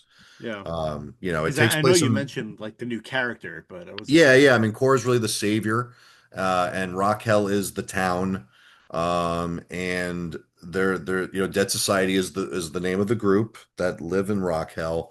We're always recruiting, and I'm this kind of savior, kind of anti-hero cult leader type character. But I don't come without my flaws. I'm human, so Core still can be selfish, and we all know from the first record his weaknesses are women. So there's definitely gonna be some interesting female characters, and the story is still ever progressing with the music. But yeah, it's another concept record for sure. With the introduction of female characters, are there going to be guest vocals? No, no, not Not going really. that in depth. Yeah, no, we couldn't get Amy Lee to. Yeah, no, it's not so much like that. I mean, this is not Gwar with the Slymetra Hyman. This is just characters. In a perfect world, like we had done at times in the past with the Mistress, it would be cool to. Um, I think in the music videos, there'll be some prominent, female characters. Mhm. But yeah, no, not like from an audio standpoint. No, they're just the songs are about the characters. Yeah. Very cool, man. Well, I, for one, can't wait to hear it. And Me too. good luck with everything this weekend in Virginia. Thank you, man. That's the Beacon Theater, not New York City, but Right. um, yeah, man, that's gonna be a good show. Um, Best of luck. Welcome back to the stage, and have a great show, man. Thanks, bro. And Be I will safe let you getting know. down there. Be safe getting back, and get your ass to Long Island soon. We're working on it. All right, man. It's great catching up with you. Great to talk to you, and good to see you, man. Yeah, bro. It's been a very long time, but yeah, man, I've thoroughly enjoyed myself getting to catch up with you for a little bit. I'm glad. It was And great. any future plans with Core Rozzik, let me know, and I'll be more than happy to shout it out your way. So, all Absolutely. Appreciate it, bro. right, man. Have a All right. great night. I'll talk to you soon. You too. Later. That's going to wrap things up for us today, guys. Big thank you to Core Rozzik for coming on the show. Keep doing your thing, my dude. I can't wait for more new music. I can't wait to see the new lineup live. Everybody, go stream Vengeance Overdrive. Go stream The Dollar. Get out to a show. He's going to be on tour. I promise you, you will not regret the experience. Go support Core Rozzik. Thank you, everybody, for your time and your support. Everybody who listens, all the interactions on social media, who tells their friends to listen. I love you all, and I appreciate you more than words can say. Again, the easiest, the fastest, and the cheapest way to support a friend or family member's business ventures is to just get the word out. I do this for everybody, whether it be a new band, a page for their podcast. Go check out the Riff Haven Audio podcast, by the way. Dan's a great dude, and he's doing some really cool shit. If you have a baking business, your endorsements, whatever the case may be, I am more than happy to at least like the page, to share some shit. I can't speak, oh my god. To share some shit, to listen to what you have going on. That's what friends do. That's what supporting people do. And it really doesn't take any time or any effort. So, go share the page, like and share some posts, tell your friends about the podcast, about any of the amazing bands that you heard on the show. Stream the music you hear on the Top 10s playlist. If you are watching on YouTube, hit the subscribe button. It goes a long way. Thank you for tuning in, and I hope to see you guys again on the next one. You've been listening to the Face of Music podcast. Be well, everybody. Be safe, and I will see you again soon. Peace.